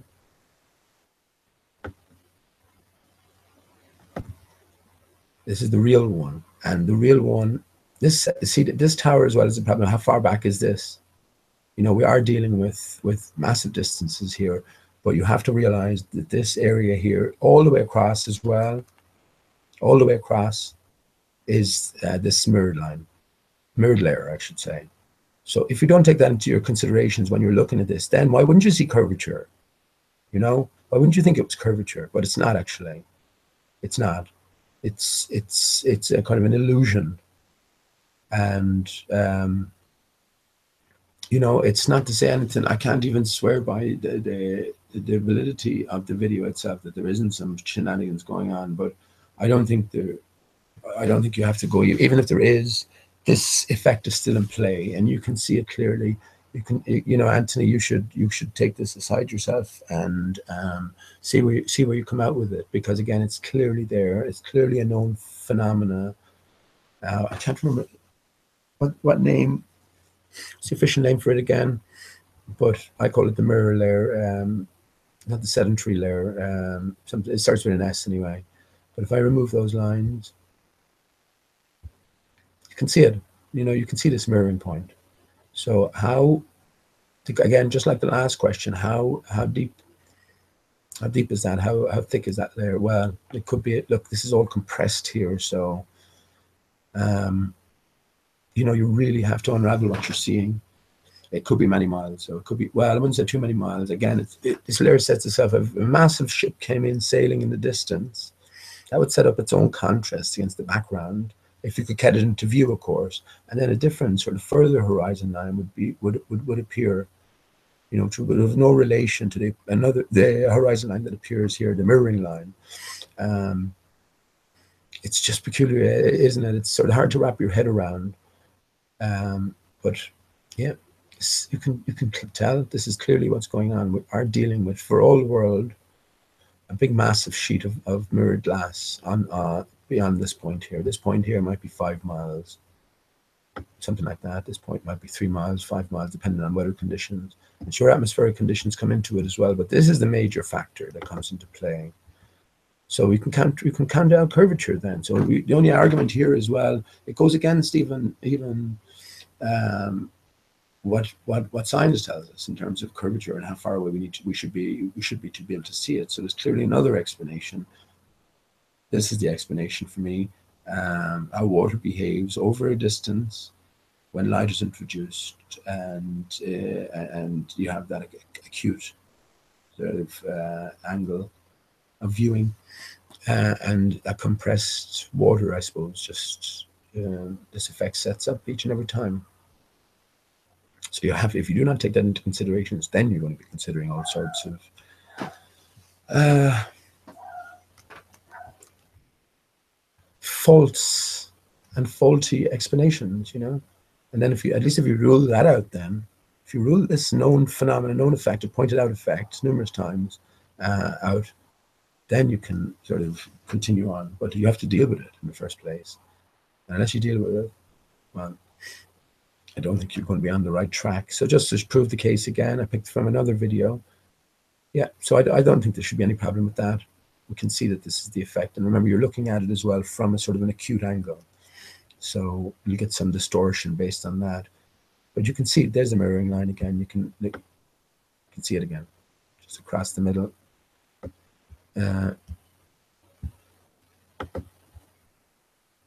So I know not very kind convincing in terms of my presentation, but I'm trying to get the idea across more than anything else, because, you know, this is up to you yourself to go and prove it to yourself. And you will be able to prove it to yourself. You'll be able to find mirroring points below that mirror above. And then when these are combined, reality and reflected reality, you get this sort of illusion. You know, reality is reflected reality, gives illusion. So, yeah. Let me move on to the next one. Again, I just want to see that comes up now.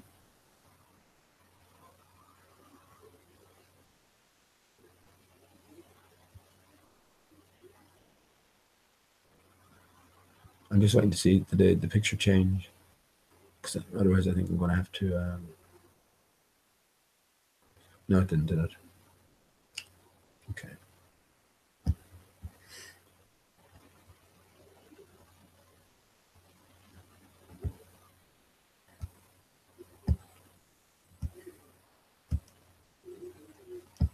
So yeah, this is just from another video. Transmission cable, power lines. It's just down the way a bit.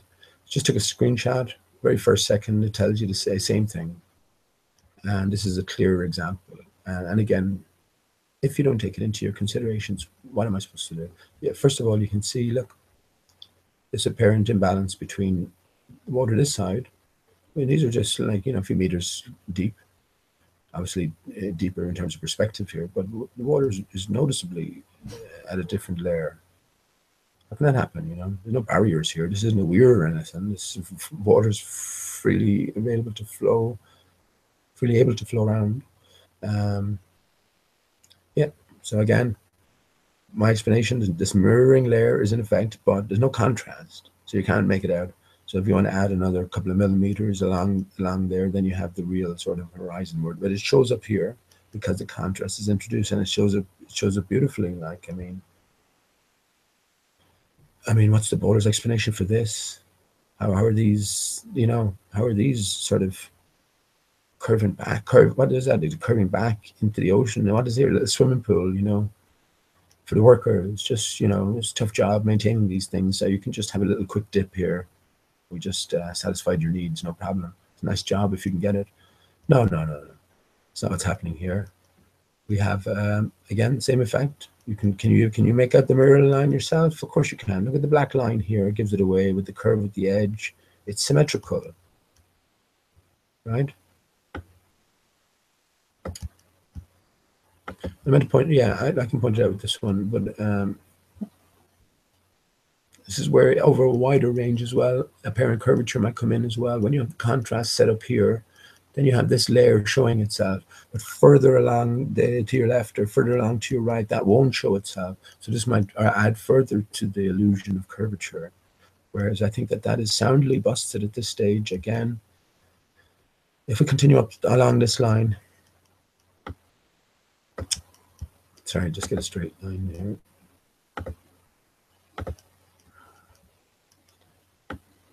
If we continue along this line, just roughly, that's pretty much the judge perspective, the way it would go, something like that. So everything below here will be sort of reflected. You know, it has to be water, doesn't it? You know, because these are well, depending on exactly the relationship between these, but generally that's the idea.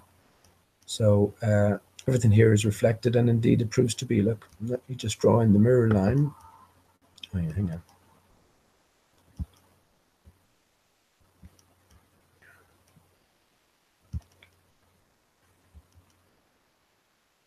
There's the apparent line here, look. So let me just draw the mirror line. Yeah, well, actually I have to just get rid of that now. Yeah, you can see it. It's clearly, you can clearly make it out. It probably comes into here. So everything below here is a reflection of above. Everything between this black line, this red line, is just a reflection of above. What's just above? Similar layer above, all the way across. Once you get to beyond here, though, there's no contrast, right?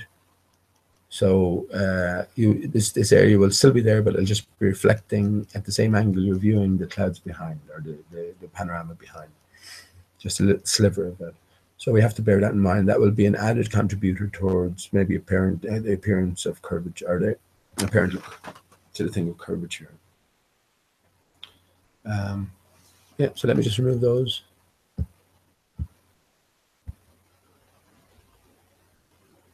Yeah, it's pretty clear, isn't it? And they don't like this. The ball earthers don't like this. Again, I left this behind ages ago. They just don't like it. There's the mirroring line again. Many times you have to say it. Everything below is a mirror of everything above, just about to here. So you can imagine looking at it at the angle of incidence, and then what sort of angle of reflection you're going to get.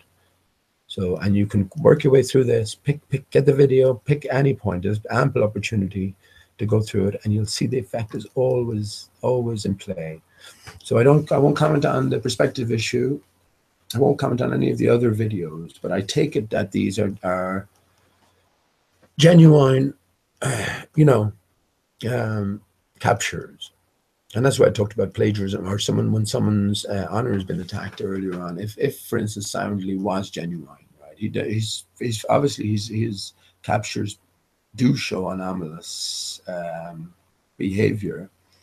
But if he was genuine and he was accused of being a fraudster or a faker, well, that is a slight to his character, of course, and that would need to be put right if indeed it was an error to make that decision or that judgment in the first place. So that's what I'm saying. I should have, before I commented, and I made it clear that I wasn't commenting in specific, really, because I didn't know enough about the case, but just in general. But I have apologized for making any judgment against the man himself. So yeah, I hope that clears my position up anyway, and this is something that can be verified by everybody. And when ballers or flat earthers alike, and this is not just me saying this, plenty of people are aware of this, but it does play a massive role. If you don't take it into account, you're going to be out in your reckoning. So what can you say beyond that? It's a perfect example. Look at how it appears to curve back. Well, what is going on here? Any better answers? Any problems with what I've been saying? Any areas where you want me to clarify anything, or maybe try and explain it a little bit more coherently? It's difficult to sort of get the right language for me anyway. But yeah, with the visuals there, I think it's coming through clearly as well, and you should be able to see. Indeed, yeah, you can make out the mirroring. Look at this thick line here is mirrored beyond a certain point. It's the same with this, even the way it curves back in. So this is the effect. Now here's another one. So I'm going to leave that behind. So here's another one that I just want to show you that these effects are in play all the time, and you really have to try and work out what's going on, because some of it can be quite bamboozling. So last piece here.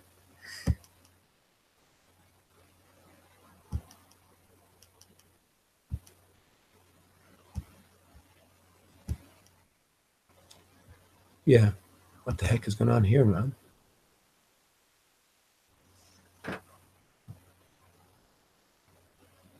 What is going on here at all?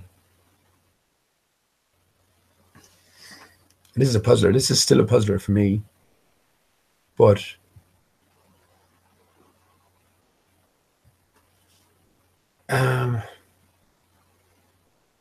it gives you an idea. See, this is what I'm trying to point out here, is this different horizon line, real horizon lines, if you will, and they're not even real. It's just because this contrast introduced are set up, and this mirrored effect sort of bounces around everything. I'd like to see the actual initial picture of this ship, but I fancy that it's not the bottom. You think it's the bottom. I don't think that's, look, it looks like a ship here, but I don't think that's what's going on.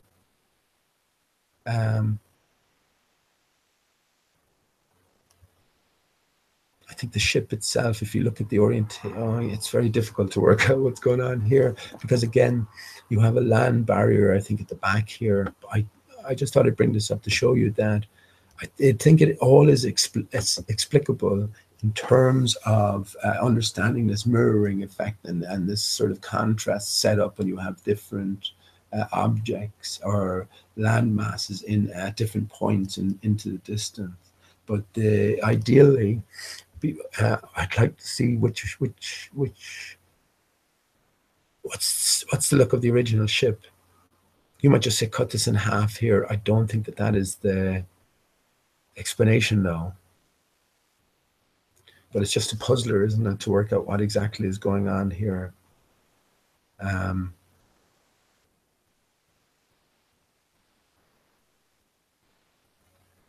Shit, I thought about this before now, didn't I? This is like one of those puzzlers when you spend enough time in it, you figure it out, but then you look at it again, you go, fuck it, how did I at least go about working it out? Well, you can clearly see a mirroring line here, look, first and foremost.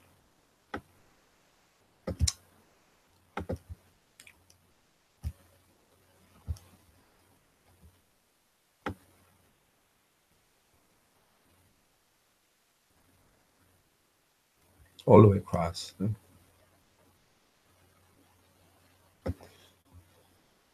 And so your instinct would tell you that this is a mirror of the bottom here, but I don't think that's what's going on. Something else is going on. And so like this could be the actual ship. You see the way this is upright? See the way this is upright? And this is a reflection of that, of what's above, which would tie into something else, but we're just getting the illusion. You know, so again, it is about unraveling it. But this is just an extreme example. I mean, how anyone goes about explaining this, I don't know, be it from the official point to, from the official stance to, I don't know, whatever other type of explanations can be offered. But here's the point of it all anyway. We have to take into account these properties of these reflective properties of water. I mean, why wouldn't we? We experience it on a daily basis. You know what I mean? We're well acquainted with the reflective properties of water when light is introduced. So when you discount it over, when you're looking at water over distance, or you don't take it into your calculations, you're going to, you know, you're dismissing a real phenomena. You know, and necessarily then, are you going to be go astray in your conclusions if you're not taking a real phenomena? Because that's what we're trying to do here, is to use reality, or our best interpretation of reality, to define reality, or sort of an unknown reality. This is a reality. This image was taken, and there's a reason that this image looks like it looks.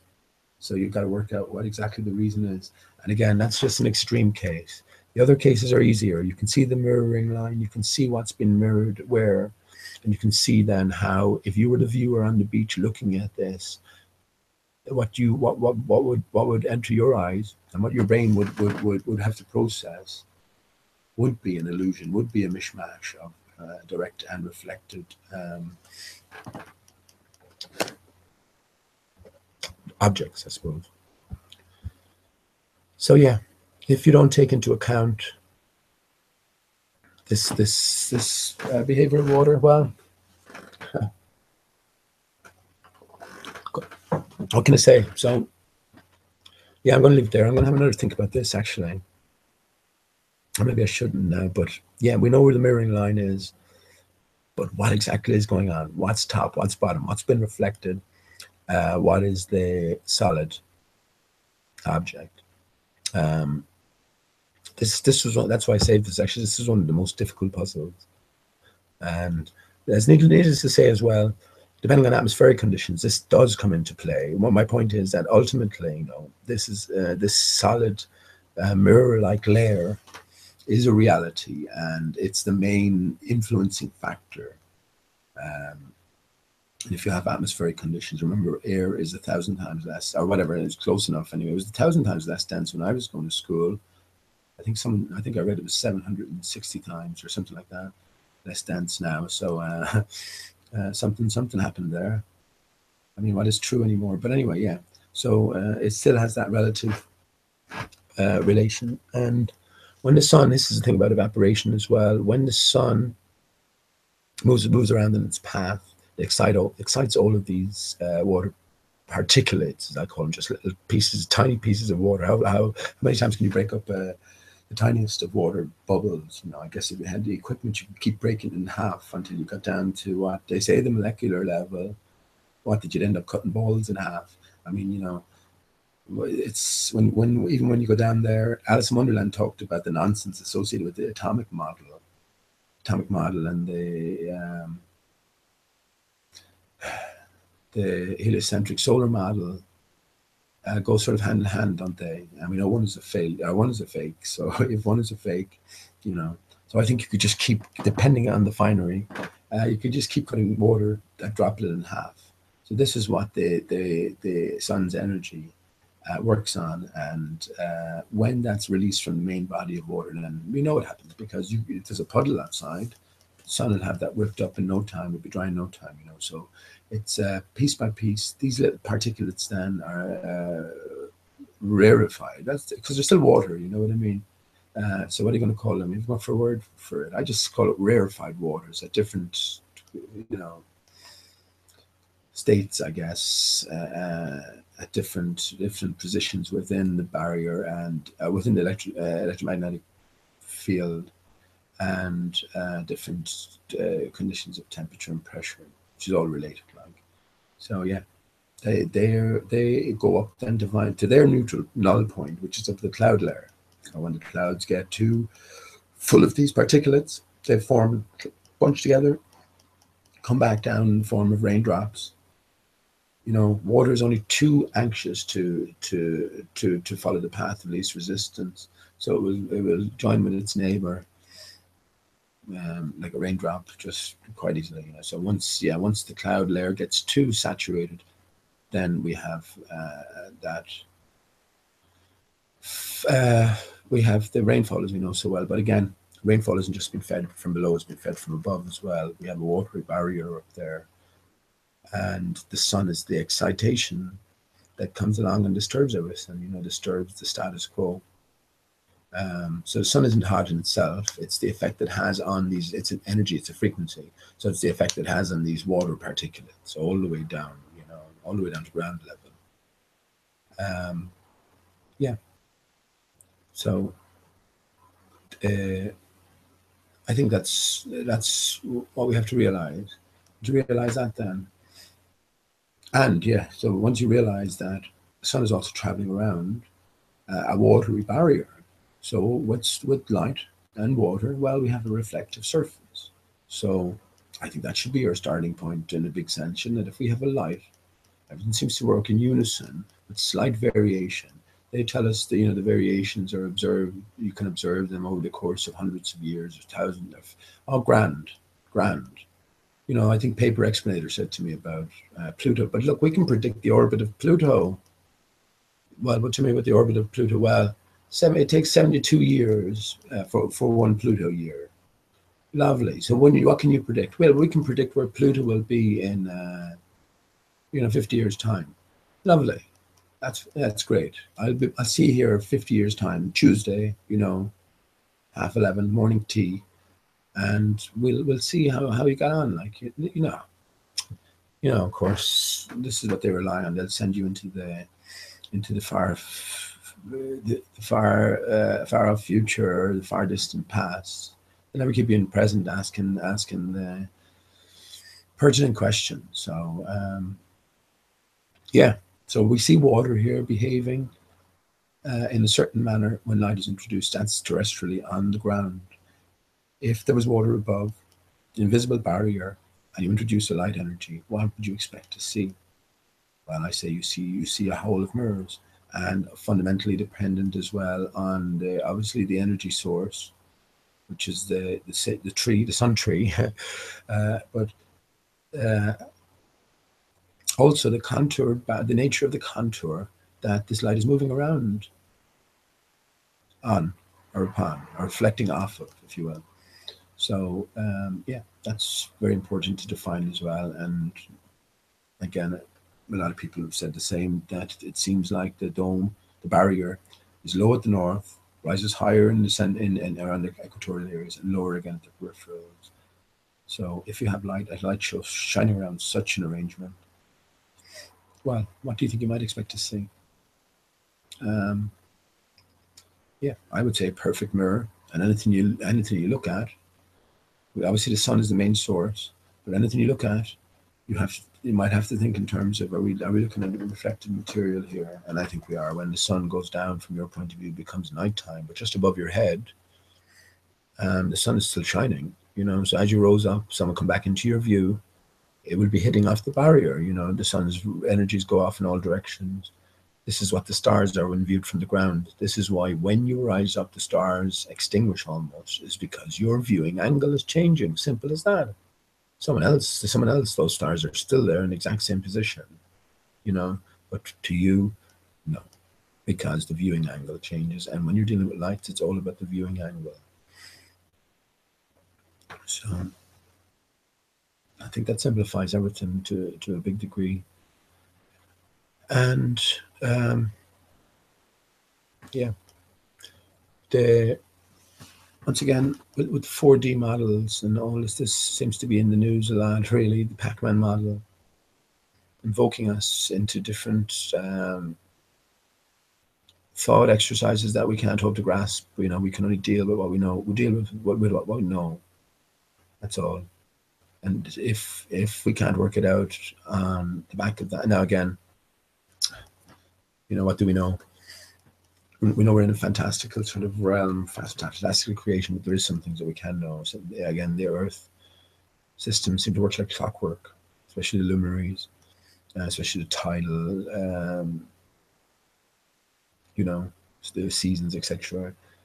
So, there must be some fixed cause to it. Yeah, and I think there is. You don't have to go beyond that, or as well. Once you've exhausted that series of possibilities, then you can move into, I guess, these other areas. But again, asking us to imagine a fourth dimension is just as fanciful as asking us to imagine a 44th or 444th dimension. We can't go there. So it might very well be true, but we can't go there. And I don't think that it's necessary to go there. And I'd like to hear why it's necessary to go there exactly, to see if I could refute why it is. The only thing I think is of importance is to get an accurate relative layout of the continents, the land masses, if you will, as they jut out above the water. That's a fixity. That's a fixed relationship, okay? And that's unchangeable. You can map that with a grid-like coordinate system. 0, 0, your Cartesian origin at the north center, and take it from there. Every point will be at a fixed location from another point relative to itself and relative to, again, a north center. If you're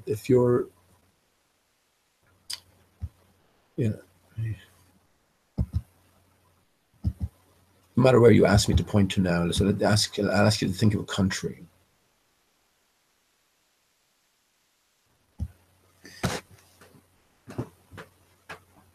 Yeah. Ask you to think of a country. I'm said to be in Ireland here, so if I was to point, someone said to me South Africa, for instance, and they're pretty much in the same time zone as we are. Someone said to point to South Africa. Well, it's only one way I'm pointing, isn't it? I'm not pointing down, or I'm not pointing up. Only one way I'm pointing. Intuition tells me, well, if I point my finger, go in a fixed direction, or follow my finger and go in a fixed direction, I would end up at my destination each and every time,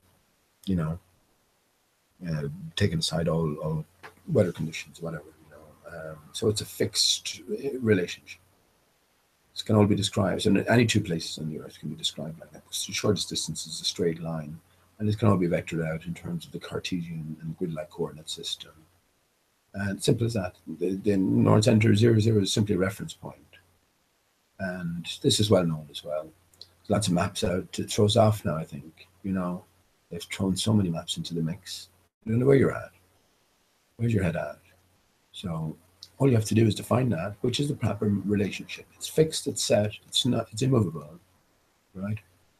Um, understand where the center of the chessboard, X marks the spot, the center of the chessboard is. That's it. That's all you need to do, right? Now you understand what's above us. You understand there is a barrier of some sort. Then you can define that in certain terms according to observations, and yeah, plank that down over the flat Earth representation, so that you have the Earth and the barrier. Then you have to define the luminaries, what we're seeing moving around on a consistent basis. And when you do that, you've got a working system. And I don't see why you have to and bring in 4D into that. Is it just because certain places are not lining up with certain other places in terms of, you know, time and date, or in terms of time and date versus practicality? Yeah, for sure. I mean, everything about the globe is a lie. You can't trust time and date. They're trying to foist you. They're trying to, pass off an unreality as reality. And of course, there's going to be cracks. Of course, they're going to have to. Of course, they're going to have to fudge, and of course, they're going to be cut out. They've been cut out in so many different ways, So we kind of got to think in different terms. But yeah, that's all it is to me. For instance, if the dodo did represent the flat Earth relationship, something like that could represent it. Is my point, as opposed to actually representing it. Something like that could represent it. The different continents could slot in their relative and fixed position. Then you have the lights traveling around, and depending on the exact relationship between these continents, everything might make perfect sense. So I don't see, unless you've exhausted all of these different, the simpler possibilities, they need to go elsewhere. So again, this is something we're all trying to figure out. And yeah, there's no right or wrong at this point in time, but we definitely have to deal with any problem in terms of things that we know and we can relate to and deal with. That's what I say about math. No answer from them. And again, I liked math. I was good at math. I studied math all the way up through to school and university. So we got pretty intricate. I was interested in maths as well. Some of the most intricate math problems are the very simplest of problems. That require some of the most fiendish of solutions. But yeah, it's only when you get back down to bare fundamentals that everything falls apart. Maths is great in orbital mechanics, but when you're dealing with a fantasy and it's not going to be applied to reality, well, that's fine, isn't it? You can drift off into that la la land for years on end, absolutely believing it, but having no practical means to apply anything that you ever say or ever produce. Yeah. Which is, I should think if it's a life work of yours. That's why Stephen Hawking is a character. Like, I think if it's a life, I should think if it's a life work of yours. Think you're not smart enough to work out that the Earth isn't moving? Come on. So again, they send you off into La La Land. Well, they don't actually. What they do is worse than that. You give up after a certain point. You go, this is too complex for me. I'll continue reading, but fuck it. I'll just go along with it anyway. You sort of end up with the usual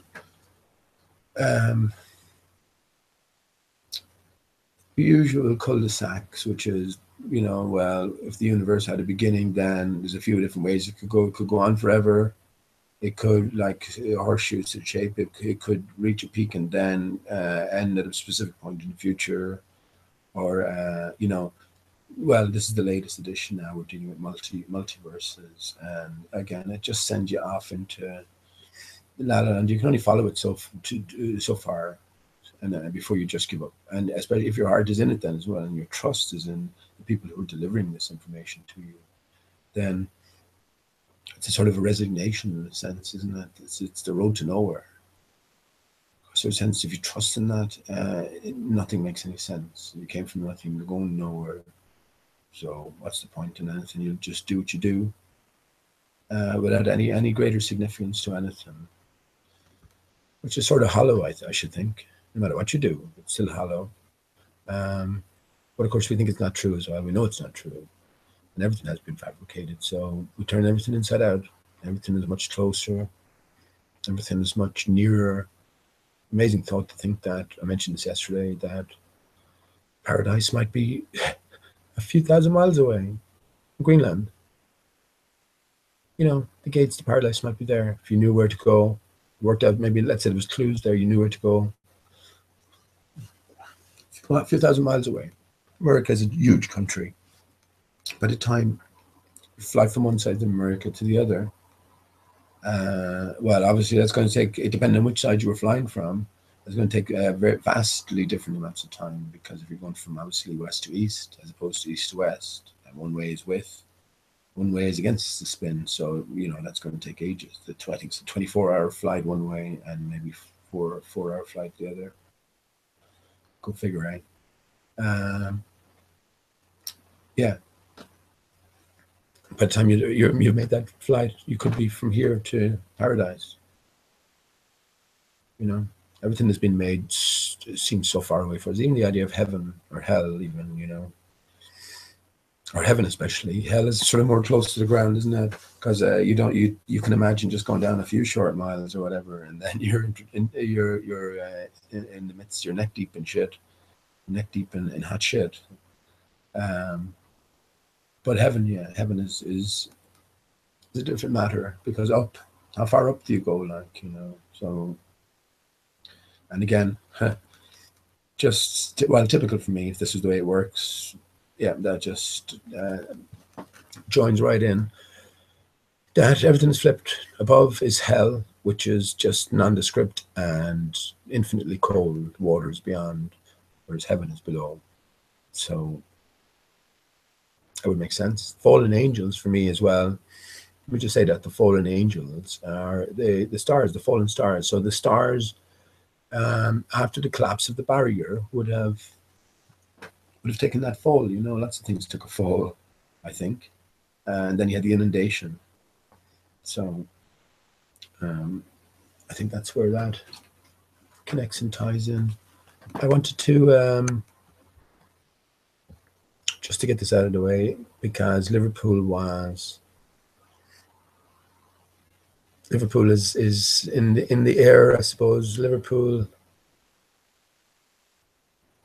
is the key to something. Liverpool, we're being pointed at Liverpool.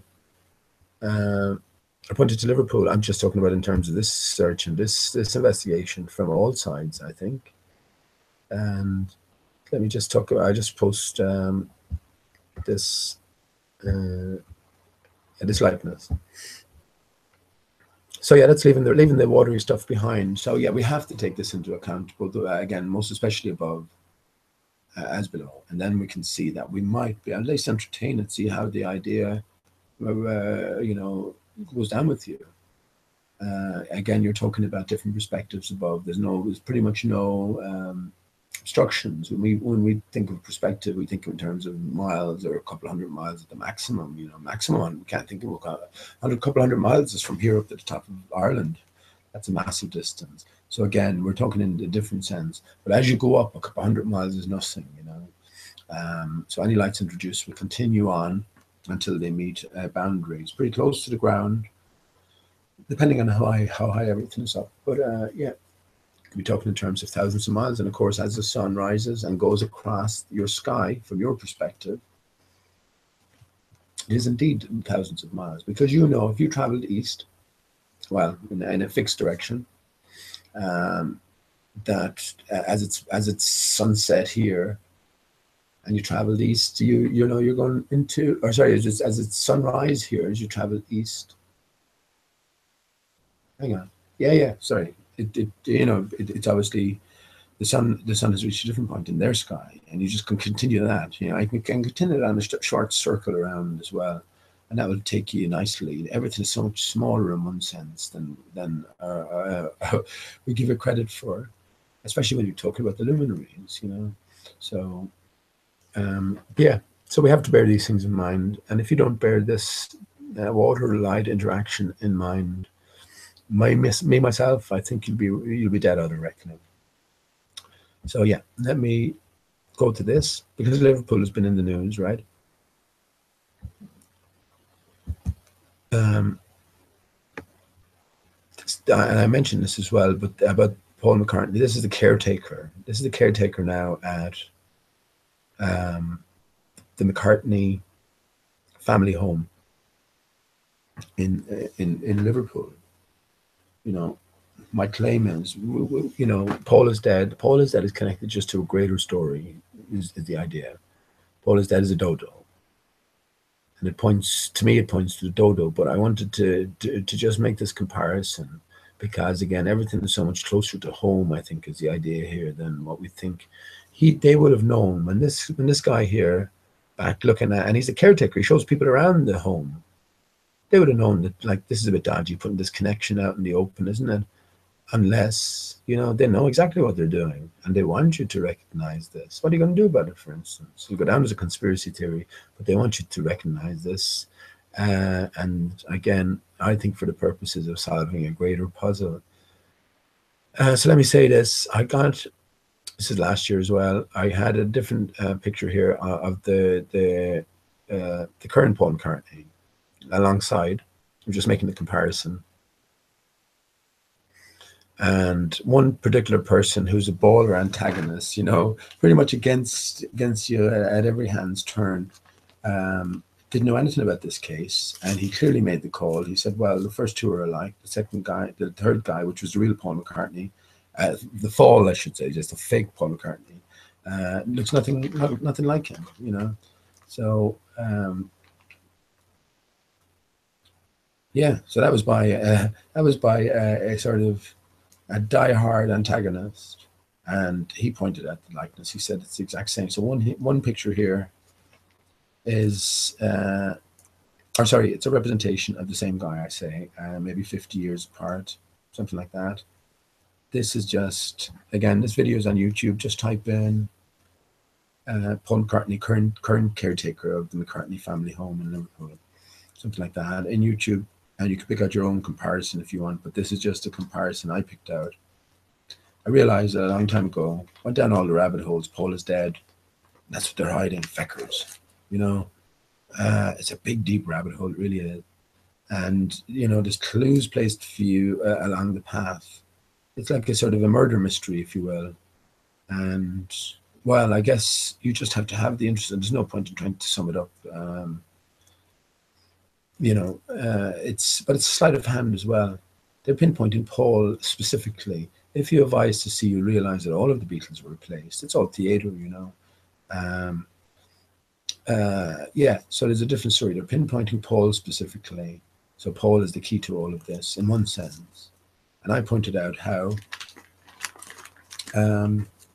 well, how I think we've discovered the key, or what exactly the door that Paul has the key to is opens, you know. But anyway, all you have to do to see this guy in action, it's a live video. Just go on YouTube, caretaker of the McCartney family home in Liverpool. So I'm giving you a good chance here just to make the comparison yourself if you're interested. I'm in my 40s now, so the Beatles were, well, I suppose when I came of age, had broken up long since, and Paul McCartney was there. I was never too impressed with Paul McCartney. I couldn't understand what all the fame was about, and I never really took to the Beatles too much as well. But some of their songs are quite excellent, and yeah, it's only later on, and that you discover this greater puzzle that's attached to it. Sgt. Pepper's Lonely Hearts Club Band, and again, it is a massive puzzle. Again, all the different bands. Just go to your Google and type in any band you like and Sgt. Pepper's afterwards, and you'll see a direct connection. They're all pointing back to it in some direct way, I'm saying. Whether it's via lyrics in their songs, or interviews, something said in interviews, which will be loaded with clues as well. Remember, it's all theatre. But yeah, I hope you're getting a good grasp here. I know that some things are a little different. The chin, it's just the angle, but you don't need to get everything matching up. Just a few matching points will show you're dealing with the same man, and especially combining that with the fact that this guy is now the current caretaker of the family home. Um,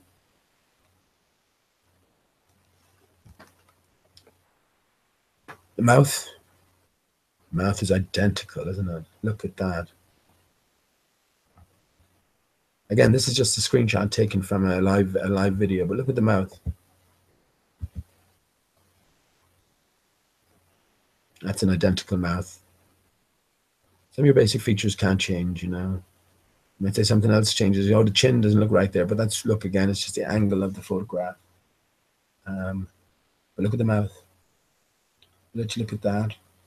The nose. The nose is sort of bent the other way, look. But it's very similar, isn't it? So that's two similarities. This photograph could have been reversed or mirrored. But look at the ears. Here's the other thing. Look at the ears. So you have there.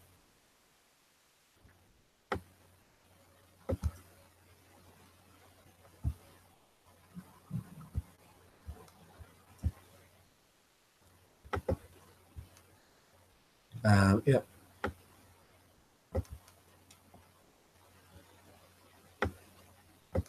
And look, even the distance offset.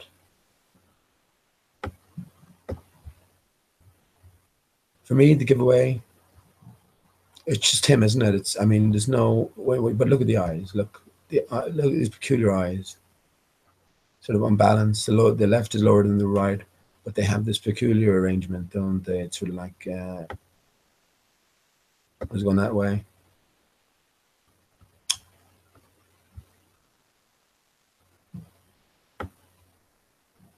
It's actually the same. It's him.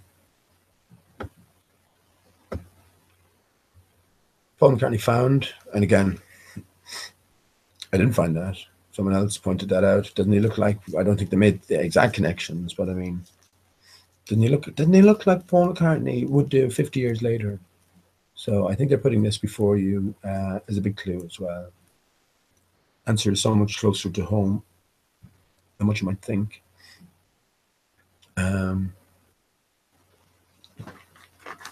And if you're aware, if you're following the puzzle, then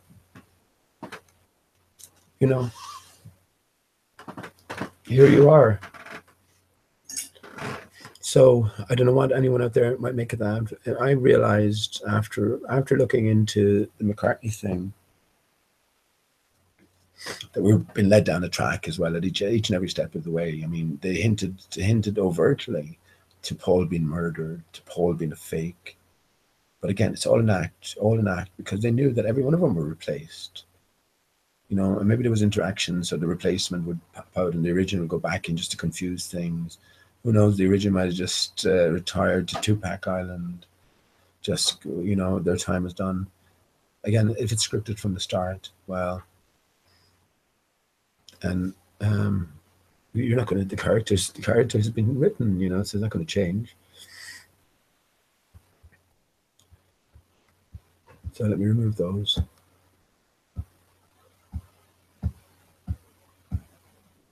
Same guy, yeah. I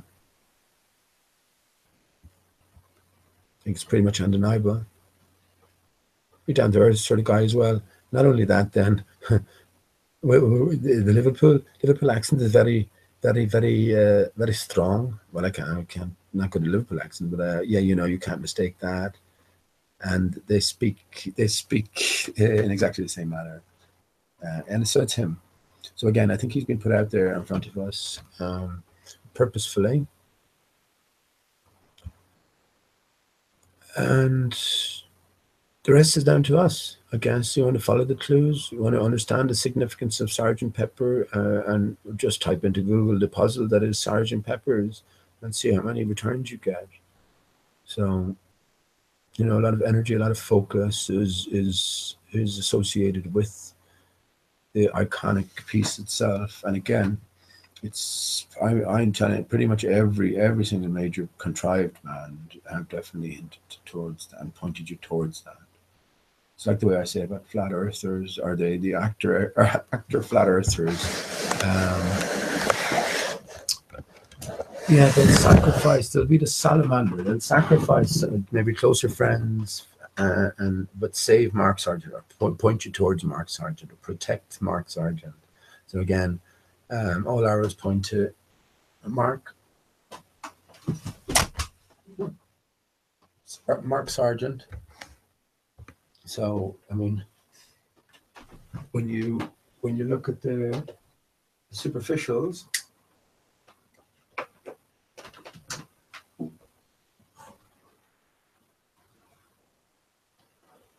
when you look at the superficials, you go again. Think of this way.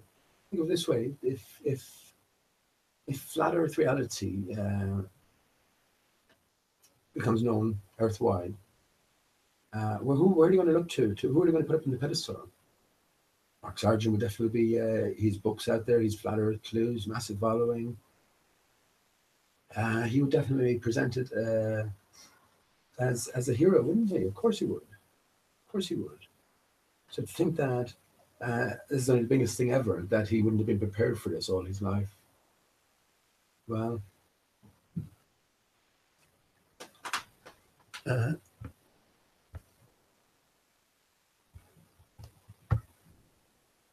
let's go for a cigarette.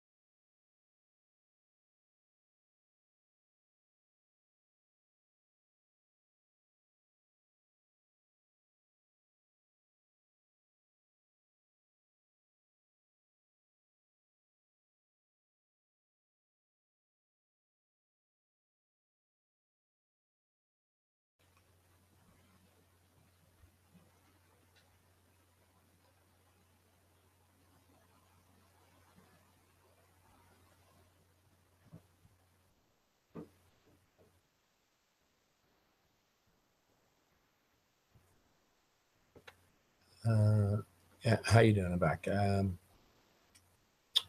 Yeah, I hope you took a long look at that and see that it's one and the same. So for me, this is all information put out there in the open for anyone who is following the thread of all of this, and letting you know that the solution is much closer to home than what you think. I think so. That's my thinking in all of this. I don't think this is deniable, is it? At this stage, you know, wh- what are we going to say that this character was an exact look-alike to whom? To someone who's alive already? Everyone, the vast majority already assume that current Paul McCartney is the real one, but it's not. So once you look behind that, the whole Paul is dead thing was brought to the attention of the public purposefully as well by the production team. So yeah, they're telling you there's a greater puzzle here, and if you're interested in trying to get to get your grips with it, you can follow the clues. And I suppose in one sense there mightn't be any greater puzzle, you know, especially when our whole sense of time is um, is up for question, up for ultimate question. Actually, who are you? How far do you go back? How far does us, or his, how far do our roots go back? I talk about the Americans having no roots, or that's why they, they feel that they, in general, I mean, maybe, they feel they need to go somewhere else um, to claim identity, I suppose. Usually back to Europe, but again, it's against the backdrop of thousands of years or millions of years, even if you're an evolutionary polar antagonist, if you will. They're all antagonists. Evolutionary theory is the exact same. Um, it's dogma. It's forcing scientism. Yeah, it's forcing ideologies down your false ideologies as well down your throat, and all based again on the ultimate question of the Earth. What is the Earth? Well, if the Earth has this time span, then we can attribute these different aspects to its development. Well, it's only when you start questioning again. Well, why do you claim the Earth is this? Why do you claim this? All goes back to the basic question again: Are we moving or are we still? Based on how you answer that, then you have all of this. If you say the Earth is moving, then you get your billions of years old Earth. You get your ever expanding universe coming from nothing. You get your infinite star. You get your multi dimensions, etc. When you answer it correctly, when you answer it just as every child knows the answer, which is no, the Earth is not moving, then you don't get any of this stuff. You get none of it. You get something else now entirely. You get that's the next, that's the next. You reach the Matterhorn, but now you can see further. You see there's huge structures in the distance that you never would have had any hope of seeing beforehand. So yeah, so that's the again, Sergeant Pepper is alive and well, not dead as a dodo. Sergeant Pepper. So where does Sergeant Pepper come into it? Well, who created a massive stir? Who's the biggest name on flat Earth? Ask yourself. You have to name somebody. Who's the biggest name on flat Earth? Out of all there are to choose from. Yeah, we're all going towards one, really, aren't we, on the average? Um, all the fingers point to Mark Sargent, but why? So we ask ourselves why. We look a bit into Mark's story. He's perfectly qualified, and to make the investigations that he's making, just because of the route he's taken to here. Um, expert in fireworks. I mean, that he can deal nicely with NASA and rocketry. Um, a gamer, played games for a living. He talks about the simulation. He talks about the planetaries or the planetariums type luminary system above, all of these type of things. So he's perfectly qualified. So we look into Mark Sargent. He surely have big internet presence to present such works of genius. So first of all, we ask about his works. I said it to Jamie. I said without even knowing, there's going to be 13 clues. There has to be it has to be 13. Can't be 14. Can't be 12. Can't be 11. Can't be 9. Has to be 13 for specific reasons because you got the 12. constellations, the stars, but you got the 13th, which is the cause, which is the sun. It's the cause of everything. Stars don't exist separately. If you turned out the sun, the stars would go out. It shouldn't be, should it? And even in any flat Earth model where the stars are separate, they're on a different wheel, if you will, to the sun and the moon and the planets. No, I think it's all one. It's all one. If you turn off the sun, turn off those light energies, the north center and below, then all goes out. That's the way I view it. But anyway, yeah, we follow the clues. Mark Sargent, he comes out with the 12 clues. So the 12 couldn't be 12; it has to be 13. So he said he has a 13th in the wings. So we look forward to that. When he releases the 13th, then time is short. And he's already said himself, he predicted, I predicted this as well, but he predicted last year that there would be this explosion, and it has happened in a sense quicker than what he thought. And now he's talking about if we even make it to the 9/11 FEC conference, and not FEC, you can't say FEC conference, Flat Earth International Conference. If FEC 2017, FEC it. FEC is a sort of a colloquial for fuck here in Ireland as well. So I wonder, is that chosen specifically? Of course it is. FEC. And the date itself, 9/11, November 9th. Big date for the Beatles. That's a big connecting date for the Beatles. Type in November 9th, the Beatles. See what comes up. I can't. What I'm saying to you definitively is these connections are there. And, they're sort of obviously significant in themselves.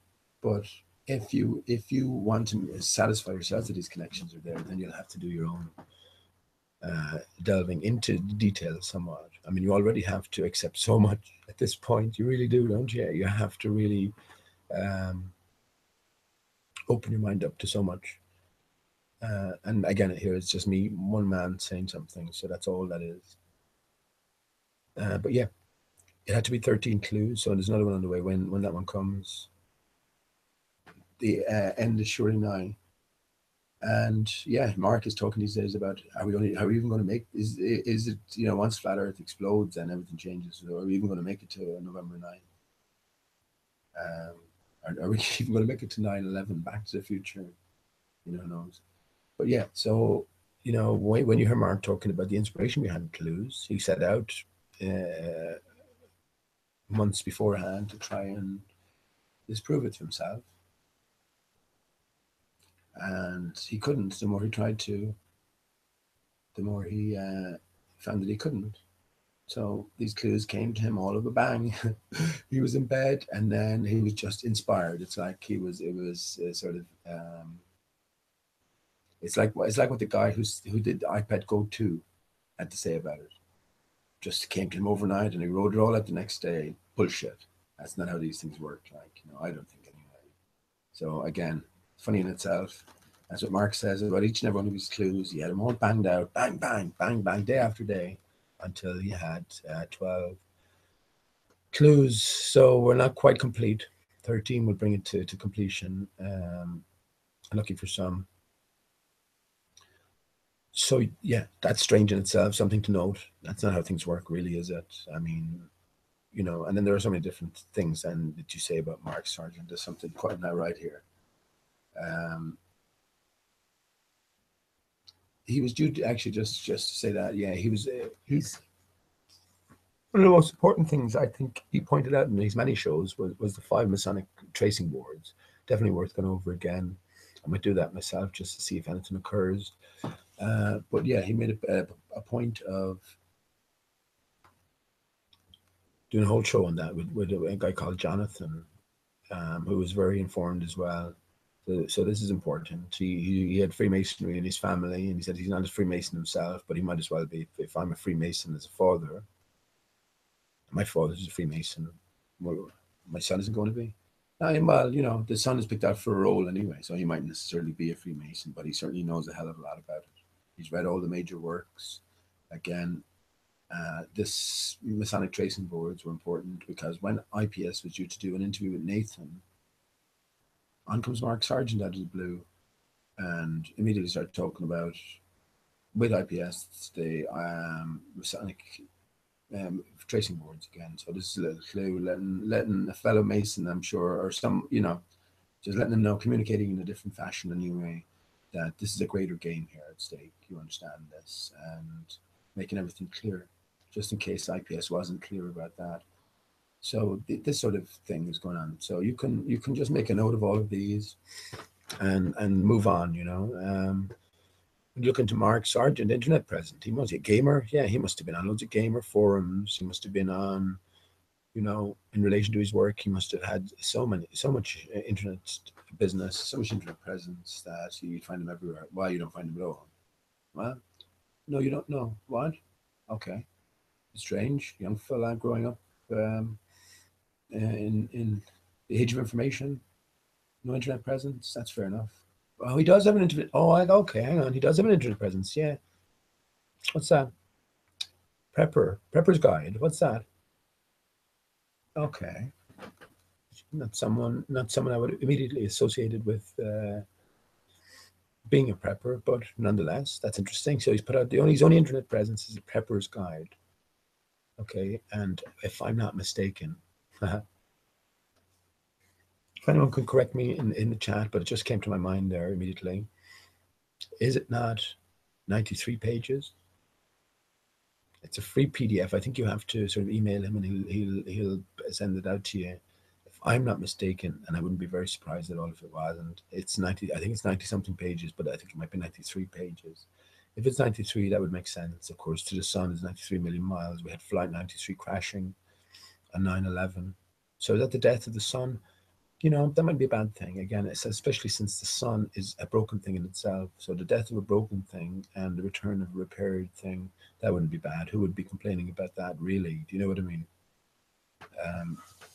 It's again, it's like your bike. If you come home on your bike, you have a puncture, you have a buckle, you have a problem with the brakes, the saddle's all arse sways.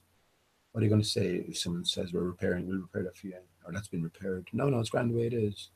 No, I want to hang on to that. No matter what work you're doing, I want it the way it is. Well, yeah, unless you think that this is the way it is by nature. See, if you never do anything else but the buckly old, wonky old, problem-ridden bike, then I suppose you'd do anything to cling on to it. Any sort of change at all would be foreign to you, inside of your sphere of reality. But again, it comes all back to defining what is reality, what is reality. So we went to chat.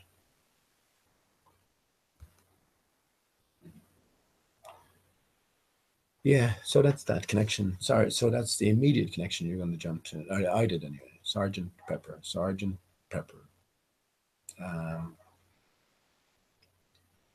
Seems a natural jump, but it was at the time just noted. Okay, I note that, and where do you go with that? Yeah, just let it rest there. Might be significant, mightn't be. Of course, aware of Sergeant Pepper's, aware of the conundrum attached to it, aware of the ongoing nature of the puzzle that's surrounding it, actually.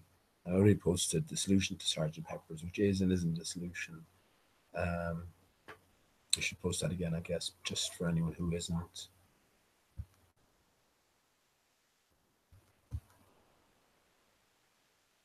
Who hasn't seen it, who hasn't read it. Might be one person here who reads it, and then, they wouldn't have read it if I didn't post it, so I'll post it.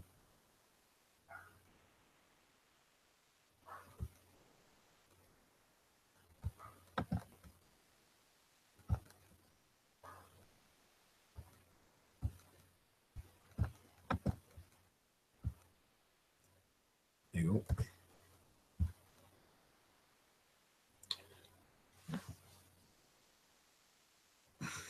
Yeah, so I posted in chat there. Alternate says Sergeant Pepper album exposes characters in intel in every aspect of our lives. Exactly, it does. It does. And I know Miles Mathis, goes into detail about that. But yeah, there's a deeper story as well. There's a deeper puzzle to it. And it is a deep rabbit hole, isn't it? So just I mentioned Deep Rabbit Hole. Yeah, who's closely associated with Mark Sargent, prepper deep inside the rabbit hole. Very interesting. David Wise, who also is a big contributor to um, to flat Earth. Yeah, one of the guys. Remember I mentioned about the Gleason's map. Think about all the people who had the Gleason's map up. Look at all the maps that are out there now. Why choose the Gleason's map? Where were all these maps back then? So the Gleason's map was chosen particularly. Um, Dave High points out we're used to, even with Gleason's map, just like our own maps of our own countries, we're used to seeing them in a certain orientation. Whereas if you hold them in a different manner, a different picture emerges. When you did it with the Gleason's map, yeah, a bird appears. Um, a little bit of twigging here and there, a tweaking, and the bird can turn into a dodo. But on the superficial layer, it's a cockerel, or it's definitely a bird. When viewed a certain way. The first clue for me, and thanks to Flatwater Flat Earth Mick, was it looks like a blackbird, and immediately I saw it. Well, just my own brain, a blackbird. Yeah, it's a raven, and Edgar Allan Poe. Uh, Edgar Allan Poe came straight to mind with his story, The Raven, and I knew Edgar Allan Poe was associated with, just with that link I posted in chat there, with the solution to Sergeant Pepper's Lonely Hearts Club Band. And not only is he associated with it, he's central to it. You'd have to read that link I posted to understand why, and I would recommend that to everyone. Excellent, excellent, excellent reading. This is a puzzle of the ages as well. Um, it goes well beyond the Beatles, I think, and indeed we see that. Then it goes back to Edgar Allan Poe and back to Charles Ludwig Dodgson, author of Alice in Wonderland. So these are all connections that are definite. They're definite connections. They're tangible connections. They're not conclusive in any sense. It's only when all the little threads come together that they will bundle together and become a stronger rope. And you'll always be narrowing in on the solution. I think because there is a solution. It's written into it. Um, so yeah, understanding that Alice in Wonderland and Lewis Carroll um, are fundamental and part and parcel, then that takes you on a different route. Then so Mark Sergeant Pepper's as a direct connection to Lewis Carroll via the Beatles, and the solution to Sergeant Pepper's itself. And again, that solution is offered there. You can follow it step by step. You have to definitely have an interest, maybe more suitable to older people who are aware of the Beatles music and the impact that the Beatles had on modern culture. But nonetheless, this is an investigation for all, and you don't need to get too bogged down in details. I think one thing you have to realize is that yes, it is all theatre. Just shown here, I think maybe to your satisfaction, that these two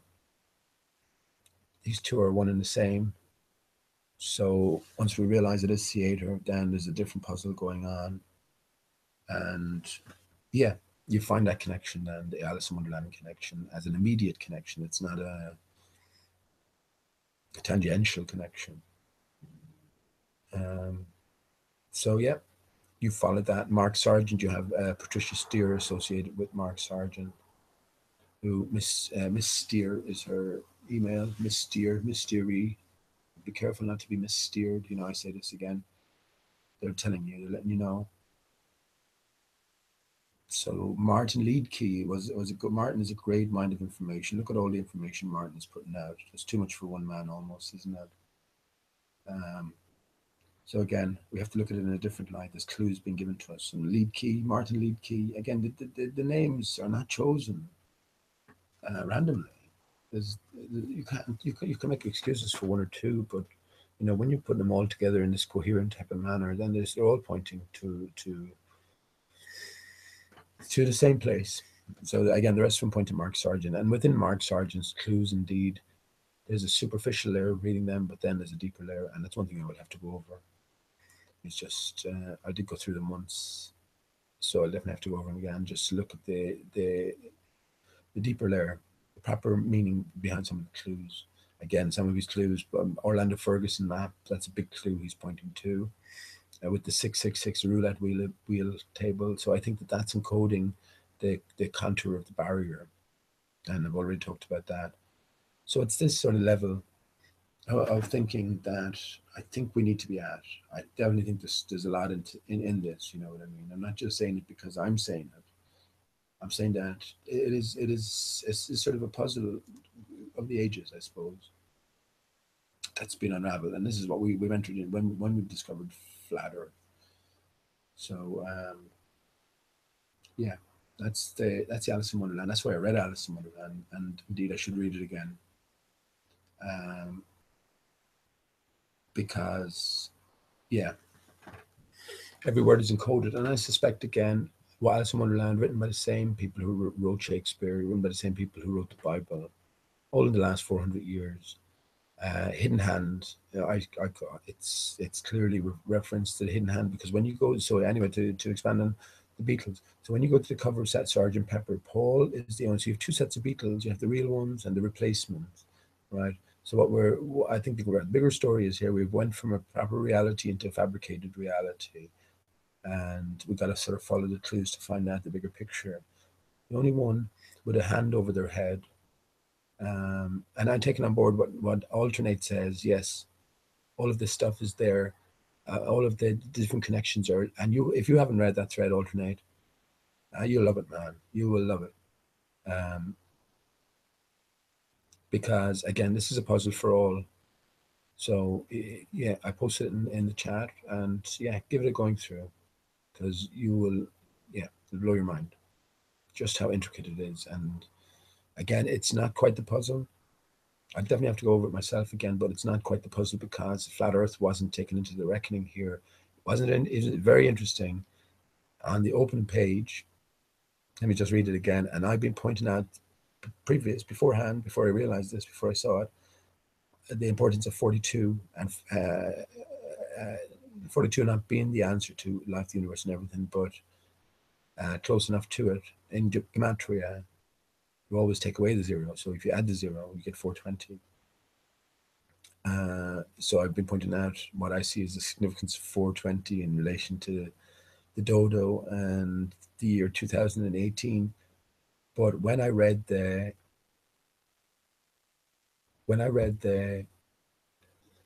opening line of this, he says, Sgt. Pepper's Lonely Hearts Club Band is a brilliant parody of Lewis Carroll's Through the Looking Glass and Edgar Allan Poe's Goldbug, complete with a treasure map and a hidden treasure. The prank plays out in word and picture puns. The treasure went undiscovered for 42 years until I found it. So this guy is claiming, Jarface is claiming this, and why wouldn't he? This is genius. This is a work of genius. This is investigation par excellence. But I think now, looking back on that, and especially with the 42, he's an insider. These are all clues along the way to help us work it out. So yeah, I'm glad to hear you read that. Alternate, it's fascinating, isn't it? But again, flat Earth isn't taken into it. So now, wearing what, if you will, I mean, it's anyone, I'm just speaking here, but if you want to take it further and bear what I have to say in mind, and then go back and read that incorporated into this greater puzzle. So I think there is a map and a hidden treasure map and a hidden treasure, but it's not quite found here. So this is another clue along the way. The fact that it's 42 years, amazing. I was blown away by that, saying just how fundamental all of this connects. So the 42 connects to 420 years, which connects significantly to the dodo, which connects significantly to, I guess, the hidden hand ultimately, and Paul is dead. Paul is dead particularly.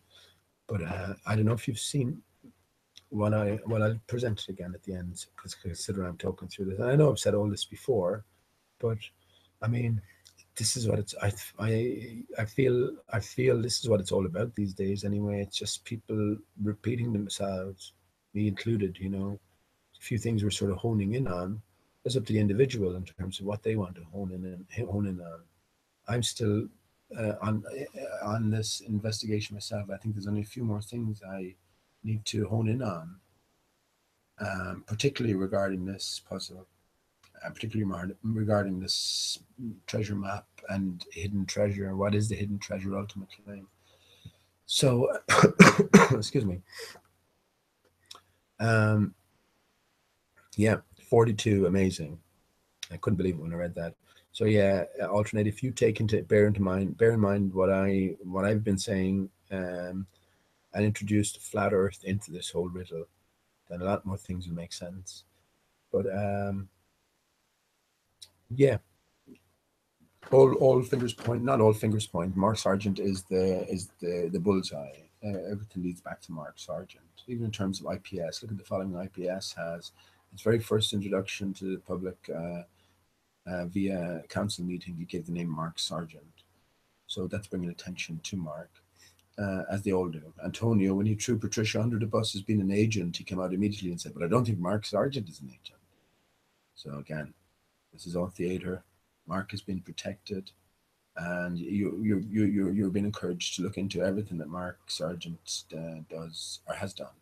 And to be honest, I used to look on under shows, The Secret Show, and Mark Sargent clues and his emails, but I don't do that anymore. No, I don't do that. I probably should as well because there's clues everywhere. But yeah, there's definitely a lot to be learned from him. So, but we have to view it in the right manner. This is a fiendish puzzle. I mean, nothing is ever going to be easy. That's what I talked about Anthony playing chess. Anyone who hasn't played chess and you're just in puzzles, you have to play chess, I guess. So you got to think in so many different fashions. You got to think of so many different moves ahead. You got to give that challenge to yourself. You know what I mean? That intellectual challenge to your opponent. All this sort of stuff, which helps, I suppose, in one sense, trying to work all this stuff out. But yeah, I mean, let me continue anyway.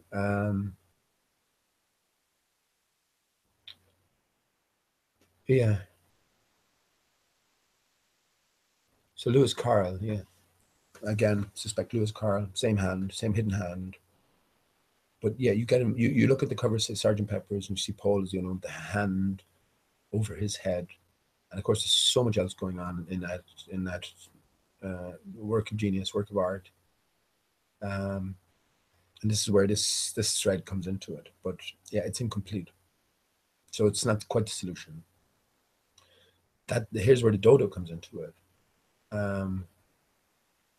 And Alice in Wonderland, yeah. John Gielgud. Yeah, you can type this into YouTube as well. I was just looking, I read it already, so I was just looking, maybe quick, someone read it and go through it. John Gielgud, a renowned thespian, on YouTube, type in Alice in Wonderland. Reading away, yeah, you're doing a great job. I remember all these parts, new things to consider, etc. Looking forward to the dodo part, because that was my focus of attention when I came into it. And we find out that Charles Dodgson, a fabricated character again, I think, all these stories fabricated, he identified specifically with the dodo as the character. And also, he was said to have a stammer, which sometimes he'd introduce himself as Charles Dodgson. So D-O Dodgson. So again, don't think any of this is real. This is pointing us somewhere. So obviously, clearly, it's pointing us to the dodo, who plays a tiny role within Alice in Wonderland.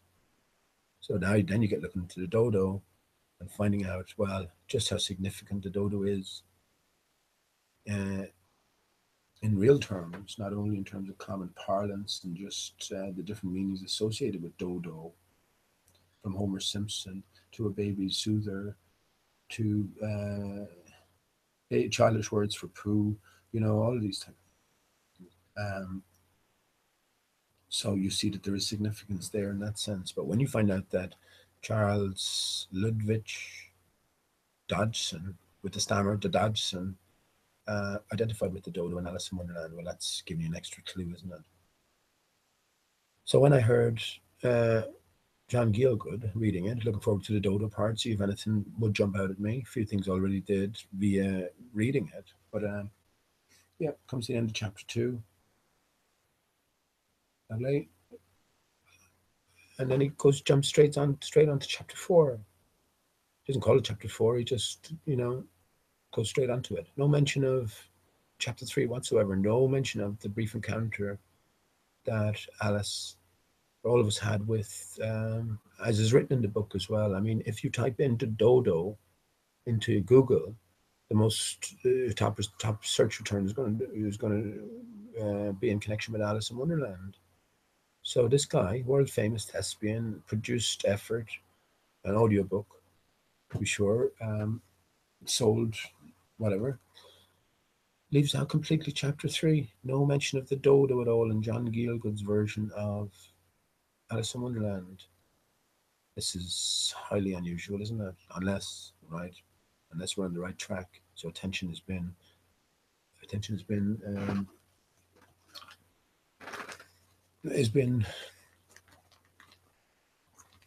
laid for us at chapter 3. So the very fact of its occlusion brings it into focus. So again, more finger pointing. Look at the dodo. The dodo is significant in terms of its absence there. So unless anyone can come up with another explanation for that omission, I'll continue on. The lines I'm on. So anyway, yeah, that confirmed that. So the dodo is absolutely significant. So what are we to learn about the dodo? Then you look into the story surrounding the dodo. Each school child knows about dodo. Everyone knows about it. Weird. I'm sure when we heard the fact first, a weird fact, and look into it then. Story unfolds. It used to be called the wallow bird. We all know what happens when we wallow, why we wallow, and it's a wallow bird in remembrance of man's sort of callousness, or man's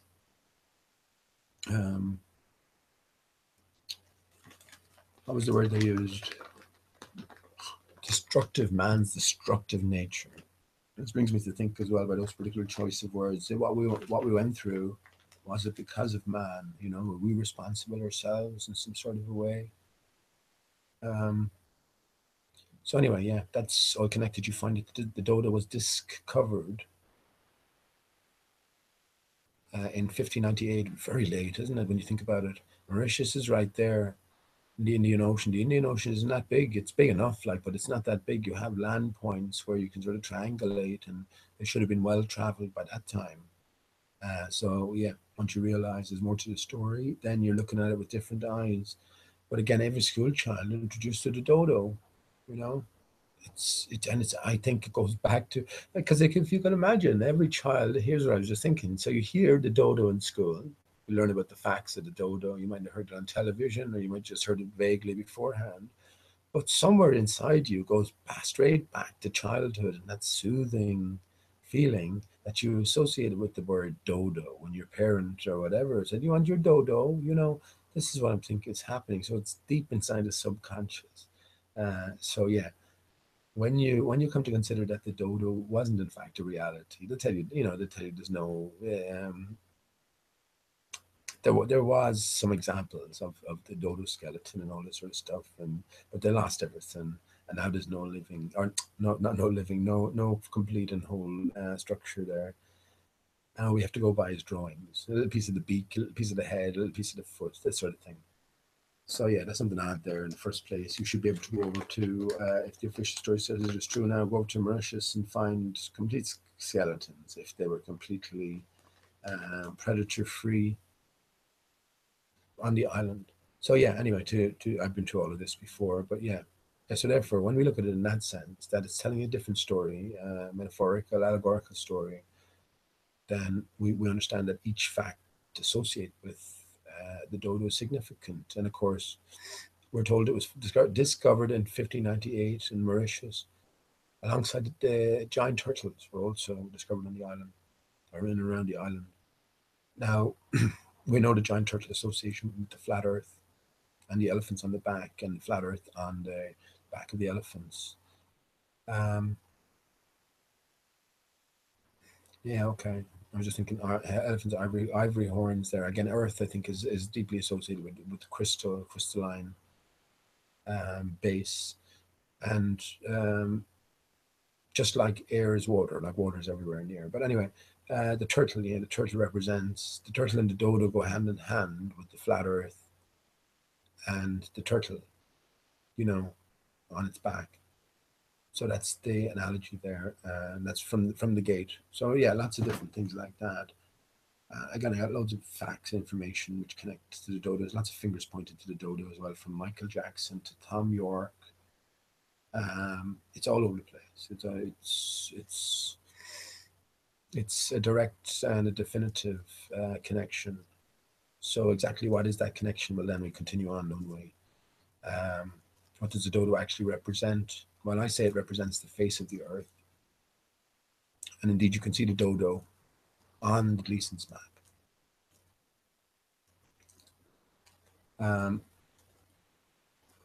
Let me just give you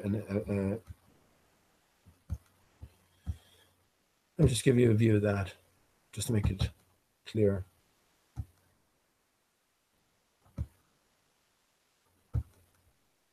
I'll go back to chat again, and again, I'm just talking here, man. I mean, I think for anyone who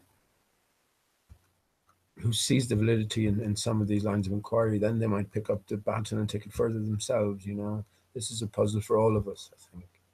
So it's not just you don't need to say like, well, I was not interested in the Beatles, so I'm not going to be interested in this. Well, this concerns the flat Earth as well, and you know, you'd certainly have an interest in that.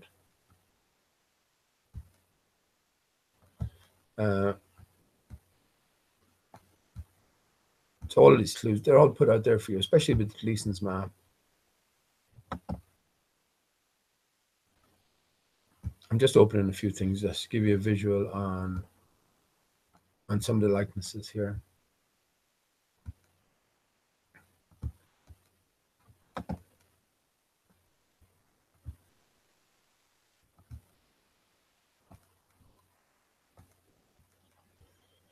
Okay.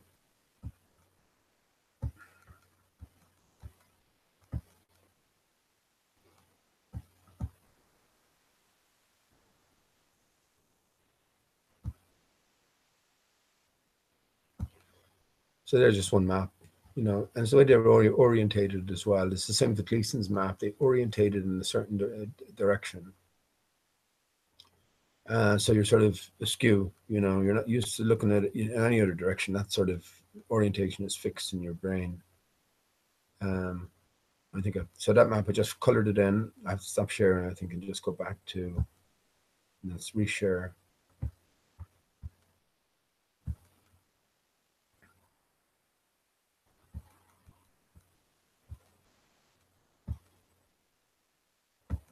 There you go.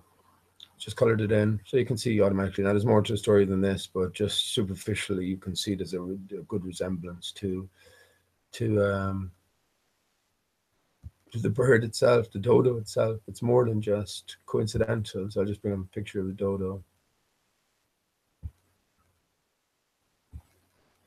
You can make all these comparisons yourself, of course, if you're so inclined. And I would say it's worthwhile because there is a bigger puzzle. It plays a part. Why would anyone ask me? You know, serious question to anyone. One of the most, and there's a dodo itself, right? So here's what I said: the wing is important here. You have to know about the wing, but basically, my idea.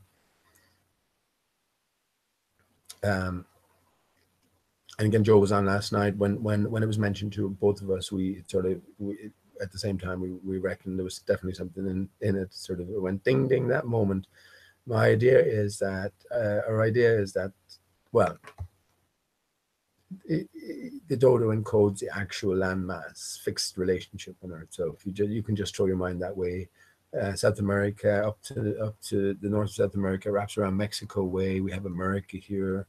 You can see how it might look that way. America here, Canada up around over here, around the north wing, the Russia, China, Asia, Africa down here. As it wraps back around Europe, underneath the wing, then in around Greenland, and then back over to North America, North Canada, Newfoundland. Australia would be up here in this representation.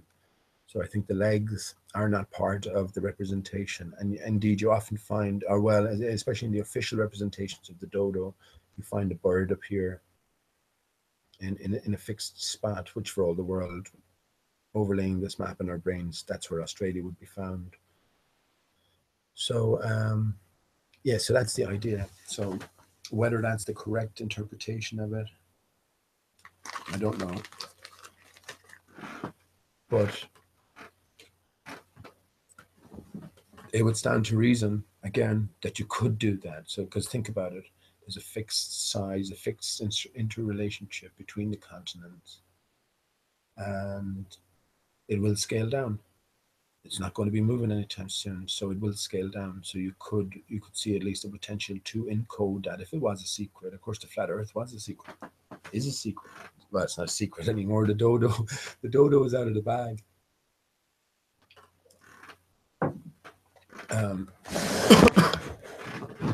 So even if this isn't the case, you could see how it could very well might be the case, or you could see something like that easily, potentially being the case.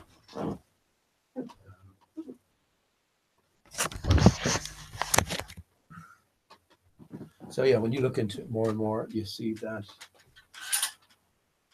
lots of, I'm just going for a cigarette here, lots of hands, again, arrows point back to the dodo.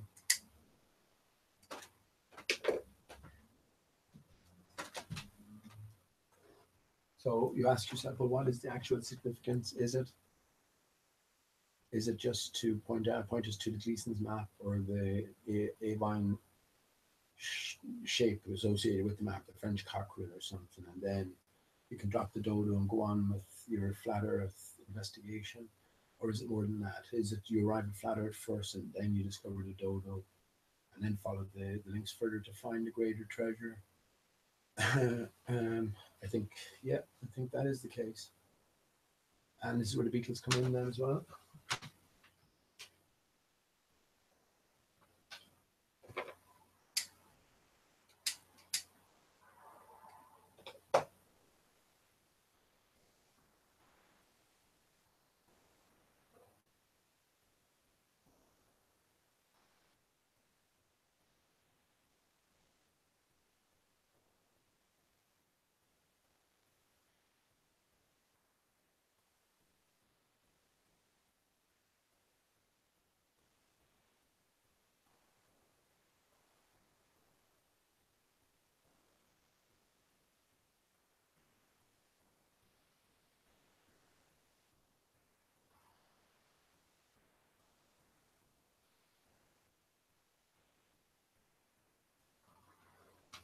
Another fact I learned, I think I'm right in this. I said I bet you, again, it's all to do with the sun, and I bet you Charles the Dodgson died in around 66, something like that, or that's something to do with it. Well, he didn't. If I'm not mistaken, he died. I should check that now before I make a fool of myself. But I think it was something like, it is something significant anyway. 21 is a big number, but if it was something like 13 days shy of his 66th birthday, I say cool. I mean, all chosen purposefully, you know.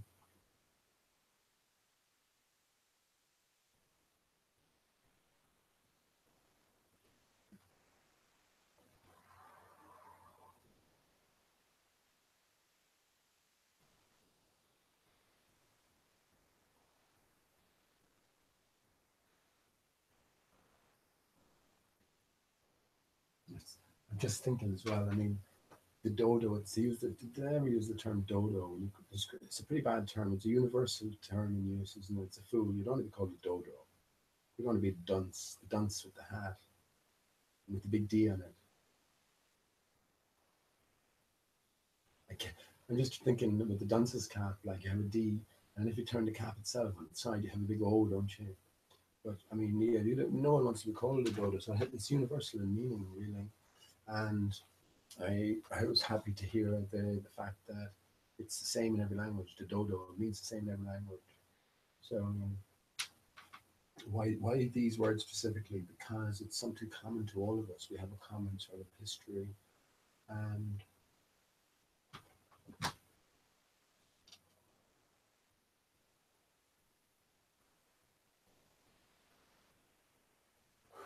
this is exactly how encodings are done. when we take things literally, we lose the meaning. This is why the Bible literalists are losing the meaning in so many things. And you can be sure there are so many genuine people involved as well. But the genuine people then soon turn to fire and brimstone when they get to Revelations. I challenge anyone to read Revelations and tell me that that's Jesus. I mean, it's supposed to be dictated by Jesus, not Jesus. Dictated to John, this guy in a cave, by Jesus himself. So you have Jesus speaking, I've been quoted firsthand. You know, I challenge anyone to go and tell me that that's literally true. You know, so no, there's something that's been told, and this is how. I don't know if anyone went through that, the secret gate to Eden. I don't know if anyone went through that, but they say that there, you know, for the profane, I suppose it's the surface layer. It's where the church house at. But to the initiate, when I say initiate, it's just whatever. It's like, you know, you can see beyond the cloak and get to the real heart of matter.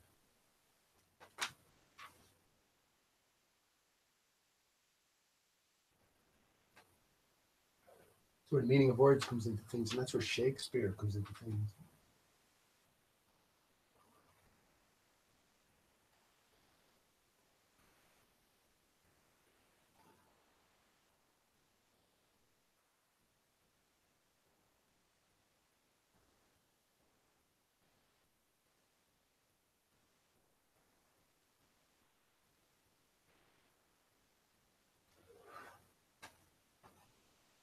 Yeah. There's many different ways to communicate, of course, and once you can control the meaning of words, then you can control the conversation.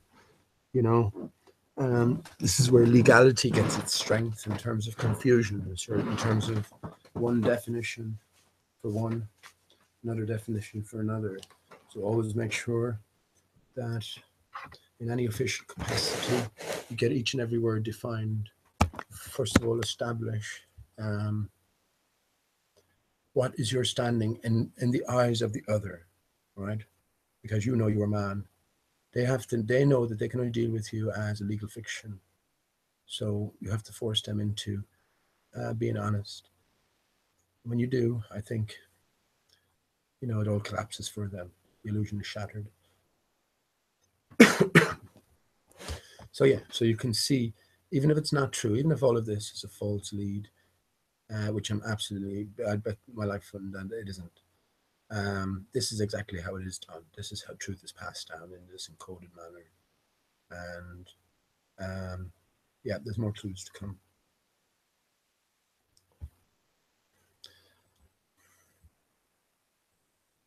So the way I look at it, and I'll go back to chat now. The way I look at it,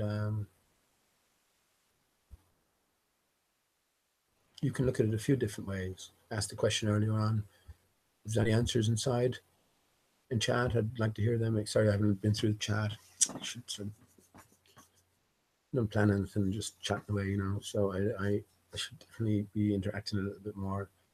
But yeah, I asked the question to ask yourself, if you would, how far have you come in your understanding in the last year? Where's your mind focused now? What are you trying to figure out? What are you trying to? What end are you trying to get towards? Where's your head at? I don't think much has changed, really, has it, in the last couple of years? Everything's still vague in one big sense. But one thing I do see is revelations left, right, and center, and everything has been made a little bit more obvious as well, which has to be. You know, it has to be revealed that it all is a massive game. I think you have the likes of David Wilcock now coming out to be a flat earther. Well, I knew it. They'll all come out now. It's only a matter of time, because he has millions of followers. They were protecting that information all along.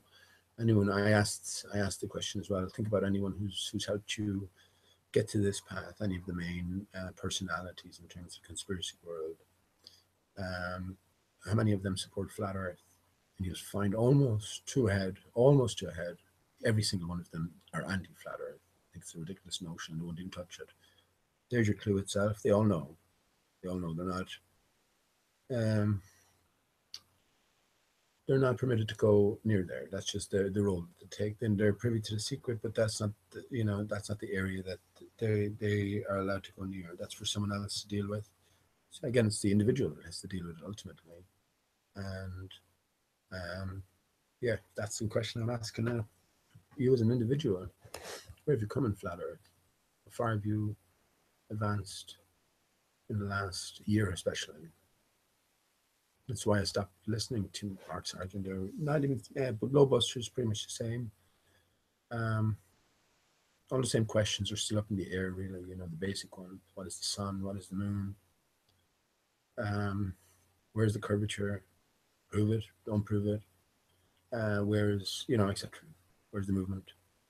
All the same questions, and we should have been long gone past beyond these questions. It's not about proving anything. We know the Earth is flat and stationary. So what then? But then spend their lives proving it to people who already know it but pretend not to know it. This is where we have to realize the nature of the arena and the stage we're on. So let me go into chat.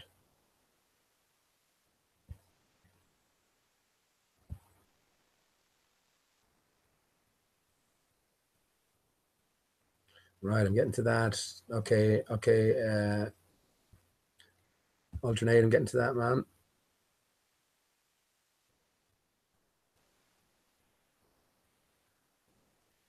Can of beans likes his 6 as well. It's all about the sun, isn't it? I think everything's going smooth enough. Anyone wanted a wrench, you can request it, of course.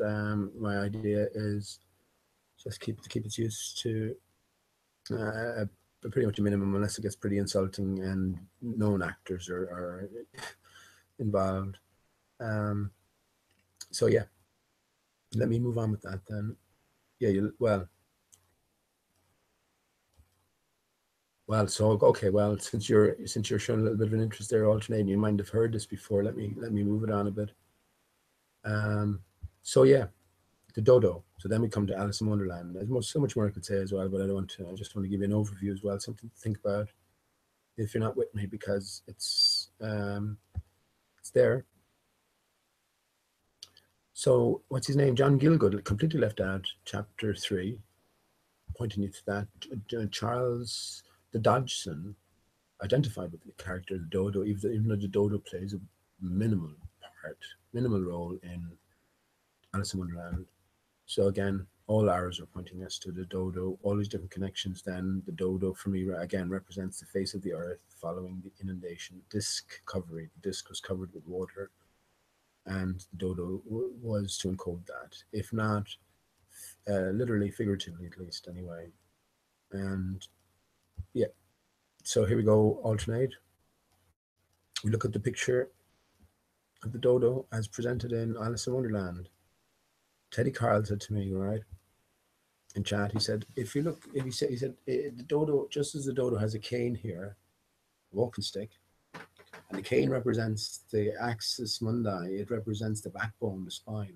So this is the North Center. So you were just talking about that, but I had mentioned that dodo's wing is the North Center, right?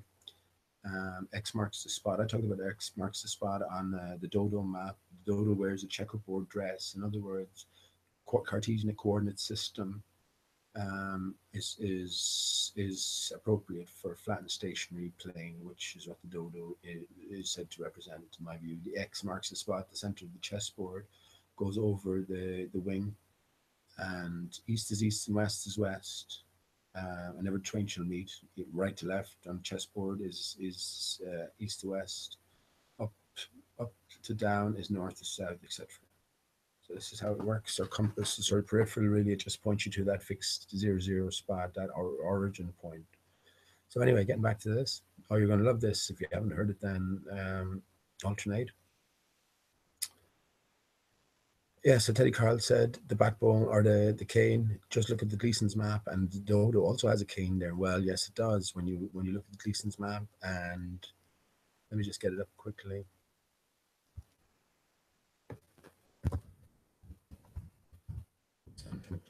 Well, now, again, I'm repeating a lot of stuff, but I think it bears repeating.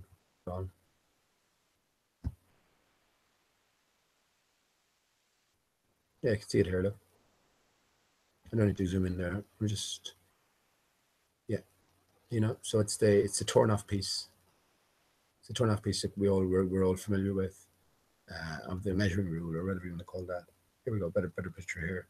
So you could say that the dodo has a cane here as well. So none of this is insignificant. I'm not sure if you can see that now. Can you? Yeah, you can actually. That's cool. I don't have to sort of stop and start. Okay. Anyway, so yeah, that excellent connection. I said cool, excellent. So what I was noticing here is the hidden hand. So the very fact that Gilgood left this chapter out, and again, the author related to dodo, this is pointing us to the significance of the animal itself, or whatever you want to call it, the creation itself. And yeah, there's a thimble mentioned. I think I just caught a glimpse of that word in the chat a second ago. A thimble mentioned. And I was wondering what the thimble might be about. So you might be able to add some notions to that. I have a few ideas, but I definitely need to go over that again. But what's of interest, yeah, the north. I already identified the wing as the north center, but the hand emerging from the wing. I'm not sure how what order I put it together, but yeah. Okay. So the hand emerging from the wing, and I knew the X marks the spot for the north center, and then that brought me back to Paul McCartney and the hand over the head. I had already noticed the face down here, right? I had already noticed it, and I didn't pay any attention to it. I just said, well, it's just, you know, it's just fucking, it's just me seeing things, or, you know, maybe it's in there already, but it has no significance. And when I zoomed in, put it together then, and looked at the hand, there is a fucking face there. And what's more, do you know what it reminded me of? It reminded me of the Paul is dead face. One particular picture came up of Paul is dead, and you have these sort of slanty eyes. So I got a capture of it. I'll bring it up in a second when I finish talking about this. So I said, get the hell. Is there any resemblance between this face and the Paul is dead on the Beatles Sgt. Pepper's cover? Or not Paul is dead, or the, you know, falls on Sgt. Pepper's front cover, and there's a hand over it as well. Is this what the hand is pointing to? So I'm after zooming in. A few other things as well, but yeah, I zoomed in. All right, okay. So I did a comparison, but you can clearly see that there's the outline of a face here, or something that could be conceived as a face. So I zoomed in, and it's more than that. It's more than that. So I'm gonna have to stop sharing and open up a new, what do you call it here? Because I have to get the comparison of.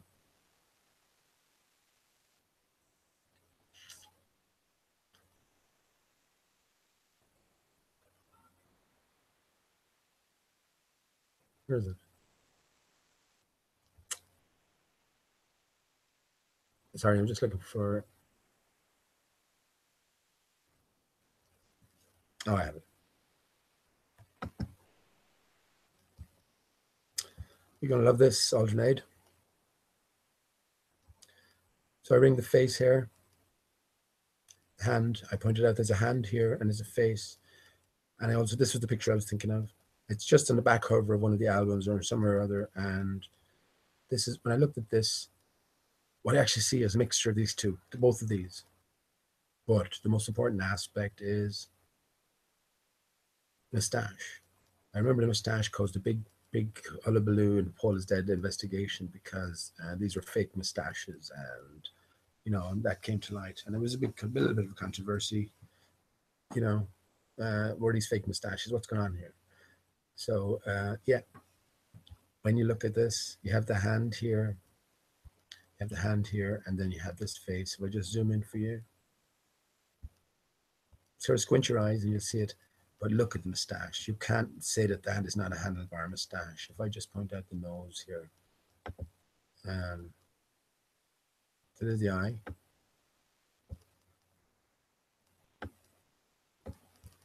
Is the nose.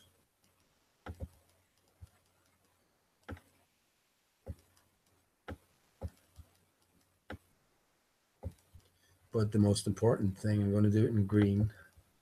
Look at the mustache.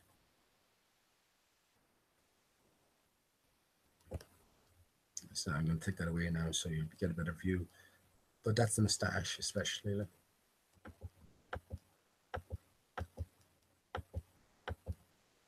What do you reckon? That's unmistakable. I can't, well, especially with all the different connections, you can't say that that's not there. Just by the moustache alone. Look at the eye slope. I went through the eye slope with Paul McCartney earlier. Look at it. It's him, but to me, it's almost a mix of this and this. So the way I look at that is that connects nicely. So this is what it's telling us. So that's the connection made between everything, right?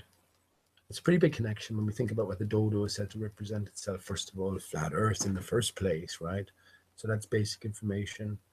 But then there's a greater story, isn't there? Something happened to change paradise into its current condition. And I think this is what the story is. So I went further then. So what does the hand represent? Well, then we've heard of the hidden hand. The hidden hand. And the hidden hand pervades history, you know, all the top figures, all the top leaders show the hidden hand. So again, they're working for a greater cause, a greater work. And what is that work? Well, I say, you see, I already made a 420 connection between the dodo 1598 and 2018. It'll be 420 years, and we know anyone who knows what 420 is. It brings a sort of a feel of an air of celebration to your mind, that sort of thing, you know. And this is where I think the origins in truth are. And you have all of these 42 and different 420 connections. But Heil Hitler, hidden hand, HH. So Heil Hitler applies to the hidden hand, which applies to great work. So HH 88, Back to the Future 88 miles an hour. Millennium talked about 88 miles an hour and no higher. Was that your clue to us, Millennium? HH. So HH is not Heil Hitler. Heil Hitler, is HH is hidden hand. Hidden hand is 420, right? Hitler was known to have one ball, one testicle. We have Einstein, Albert Einstein, one stone. What is it? Does it represent a testicle? No, it doesn't. It represents a barrier. It represents the apple, a complete apple. And then you have the eyeball when we had the collapse, when we had the inundation. For me, because the trees were cut down, and the barrier collapsed. Tom York's nickname as a child. Tom York. I knew he was connected with all of this because he was connected with 9/11 and that fakery. He did the soundtrack. Radiohead did the soundtrack to the 102-minute movie with Kid A that they released in 2000. So that's why I know that everything we saw on the day was pre-prepared. And whatever they did in reality was just a removal of buildings in a safe and controlled manner. Could talk about that as well. There's much more to that story. And yeah, so the hidden hand comes into it. And the North Center, that's where it's popping out of. The North Center, of course, the North Center is always in my thoughts. So yeah, it's all about the North Center. X marks the spot. And the hidden hand, greater work, I take it now, connects with 420 as well. VF, HH, Hail Hitler, 420, one ball, getting back to one ball. So I say that the barrier was whole and complete at one stage, and it went from a one ball system to a two ball system, where you have the North Center protected and isolated from the rest of us in a sort of a spider-like fashion. This is where the octopus literally comes into effect as well, or the spider. You have one ball and then another ball, a grander ball surrounding us, which is low at the north, rises high at the equator, and drops low again at the peripherals.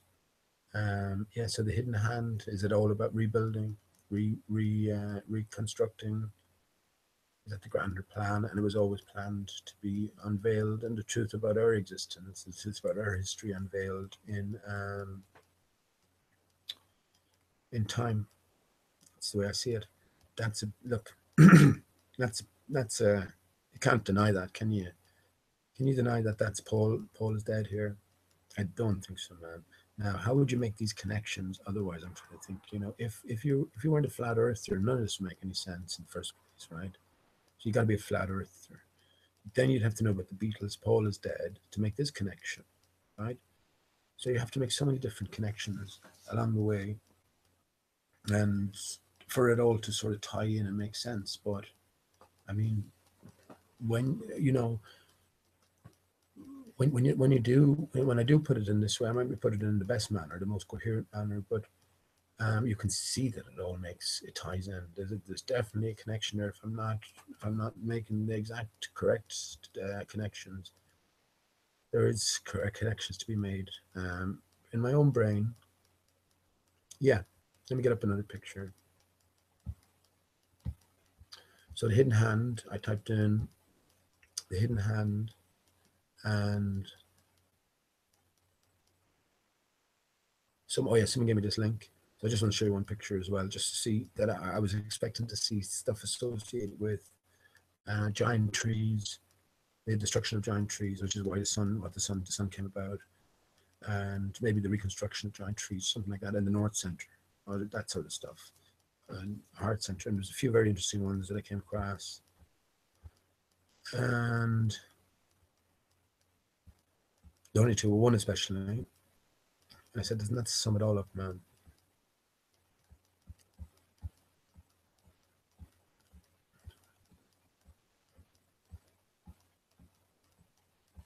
It's a blast from the past. All of these people are communicating in their own way that they're aware, and they're working towards this greater plan, whatever it is, that are going to be very good for us or very bad for us. It's one or the other, isn't it? According to Alice in Wonderland, it all turns out fine. It all turns out groovy, which I think is ultimately going to be the case as well. But it's one of those, isn't it? Yeah, so as you can see, pretty much every historical character of significance. Now look at this. This is Gladstone. Brilliant as well. Gladstone. Well, what is stone? That's a different thing, isn't it? We have to think differently about everything. Stone is not what they tell us it is. Yeah, and crystal. Everything goes back to crystal root. So Prime Minister, four separate occasions. This is unheard of as well. And look at him. Look at him. Posing with the hidden hand. Almost like Patrick Stewart as well. And I think Patrick Stewart is a big connection to the deeper workings of all of this. But exactly, look at him next to a big tree with an axe in his hand. It's exactly what I say. The hidden hand is working to repair is the destruction of the giant trees and the subsequent fallout, subsequent dodo. So yeah, that was an excellent find. If you can see that, I hope you can see that. Can you? Or maybe you can't see that. It seems I'm behind somehow.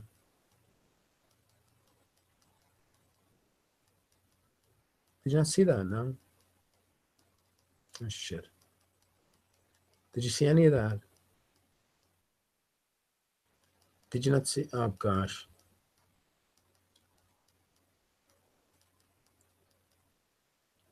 Did you not see any of the... Let me just go back. You didn't see any of... Where's the last image I showed you? Damn it. Okay, so you didn't see any of the graphic. Okay. I better go back on that then, because that's important. Because I was talking about that, but now that I've spoke about it, you should be able to see it and picture what I'm saying clearer. I'll just go back and check that that's coming up now, because right, there's nothing worse than someone talking about something, and there you go, perfect. So let me go back to that again. So yeah, that's what I was talking about. So the face under the dodo, under the hand. And yeah, it reminded me of this face. When I looked closely, I made the connection. And this face as well. This is the picture of Paul is Dead. It's included in one of the albums. You can see the checkerboard here as well. I say the checkerboard relates to the Earth and the Cartesian coordinate system, which is what the dodo is. Paul is Dead is a dodo. That just occurred to me there now, actually looking at that. The dodo wears a checkerboard dress. So if you put the checkerboard pieces out, and put the dodo over Paul is dead, dead as a dodo. Then you have the continental layout, and you have the Cartesian coordinate system that is used. So excellent. I didn't even think about that now, you see. So that's another reason for all of this. All connects. So is the face.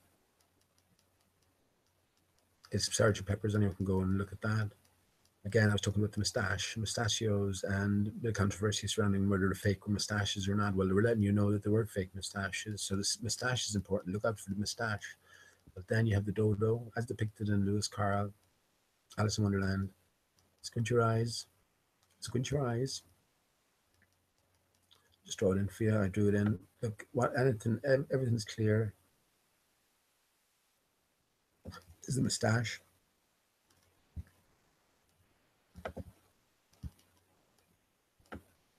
Is the nose.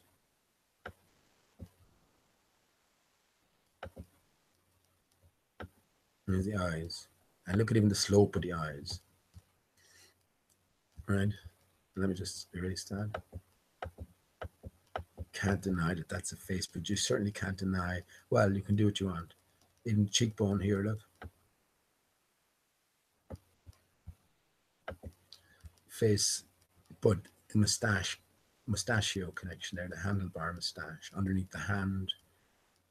Where else you can? And the more you look at it, it's like it's a mix and match of both. I think it's this face sort of super overlaid with this, but they're telling you. So here's where they're telling you this. So if the dodo wears the checkerboard dress, Paul is the dodo, fool on a hill, then this face should be found somewhere inside here. And if you look, it's very close, isn't it?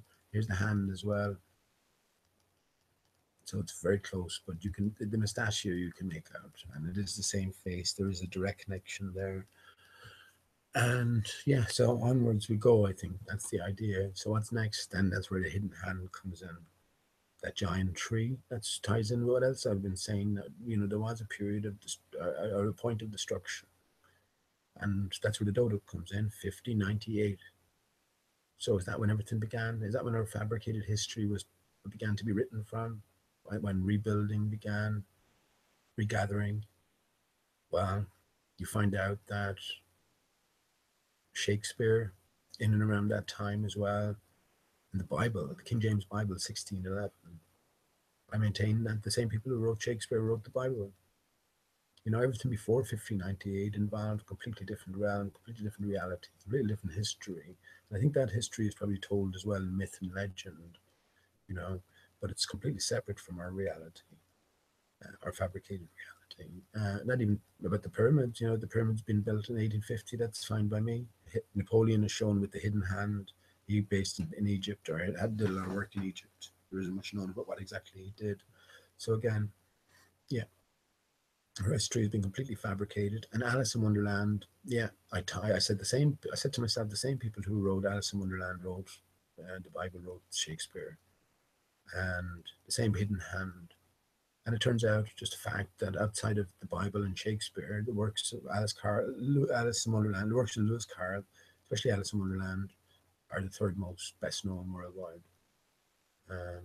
Again, another clue. Another clue. So what else have we to find out here? So the hidden hand is working to repair. So there's the 420 connection. Hidden hand, I tell you, Hail Hitler. Hidden hand, 420. Hitler was born on. And again, one ball. So getting back to initial conditions. Well, for why 420? 420 from 1598 brings us up to 2018. That gives you the, actually, I was looking for the other six. Lovely. I was looking for it. Thank you. Two good realizations now. So even if I'm just talking to myself tonight, again, it doesn't matter. It's great. I was looking for the other six and just after finding it. I've always said about Sandy Hook that, of course, yeah, shit did happen. This allowed for, this is all a process.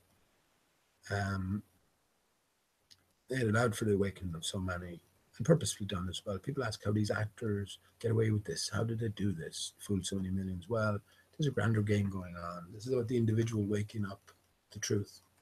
It's about illusion being shattered. Sandy Hook was just to get you looking back on other events, to see that, just as this is a faked and staged affair, look back now and you'll find many more. And this is the truth. So this is a part and parcel of your awakening. But yeah, here's what I came to realize tonight. 2018, 2012. Well, let me just say, first of all, Sandy Hook, 7 days before the 21st of December 2012, it's all about the sun. That's when the sun is said to die and comes back towards us then, on the 25th, when the sun is reborn, Jesus' birthday. Sandy Hook was 7 days before that. So 7 is significant again. And as Jamie was pointing out, if 13 is lucky, 7 unlucky. Well, I'm thinking now, Jamie, yes, I think it is. It's the this is all part of the fabrication. So that's why we have 2 sets of Beatles. We have a reality and we have a fabrication. This is all part of the illusion. So, yeah, so I was looking for a 6, I said. So that's 6 years from 2012, Sandy Hook, to 2018. How was I going to connect that? So I remember that 6 because I knew it was very significant. Then 2018, well, 2 times 18 is 36. 6 times 6 is 36. So that's your 2 6s. Then you add the other 6, that gives you 3 6s. It's all about the sun and the rebuilding of the sun.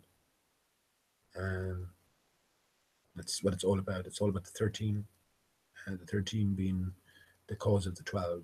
12 is the 12 constellations, which is the starry sky, the starry night.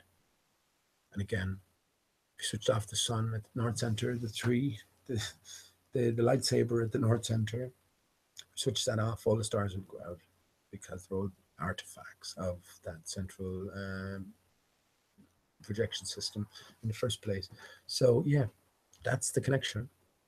I'll have to go back so and show you the tree picture again so we can see that the hand, yeah, it all ties in. And just again, that connection with the chessboard here, brilliant. I said it independently. The dodo wears a checkerboard dress in the sense that the dodo represents the fixed land masses in the waters, and the checkerboard dress, the Cartesian, like your science book, the Cartesian coordinate system, like your maths copy. So perfect here. The dodo, I said Paul is the dodo, dead is a dodo. Paul is dead, dead is a dodo. Fool on a hill, dodo on a hill. So yeah, look at Paul resting on a checkerboard pattern. Paul is the dodo wears a checkerboard dress. So yeah, the hand is coming from the north center. So this is where it's pointing us. So Paul is dead is about flat earth, true history, destruction, rebuilding. The destruction comes in the giant trees. So I just stopped there. So you didn't see the next picture. So let me get that. Where's that?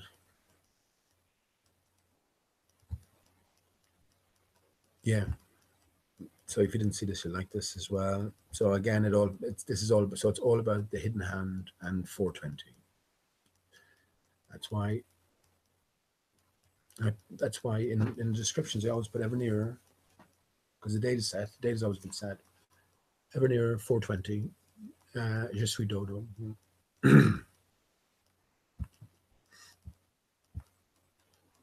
So here we go. That's the picture I was showing with the hidden hand. I just typed in hidden hand, and as I said, I was looking for some connection with giant trees, destruction, rebuilding. I guess you have these tools here. You could say that they were the tools of rebuilding, couldn't you? Yeah, and was it man's fault as well? Was it man's hubris, man's arrogance, whatever? Or was there something else going on? I mean, you talked earlier on about the Jewish people and, this superiority complex that's ingrained within them. It appears from an early age. I mean, Lord God is the Jewish Lord God. I talked about the creation of Adam, the Sistine Chapel ceiling.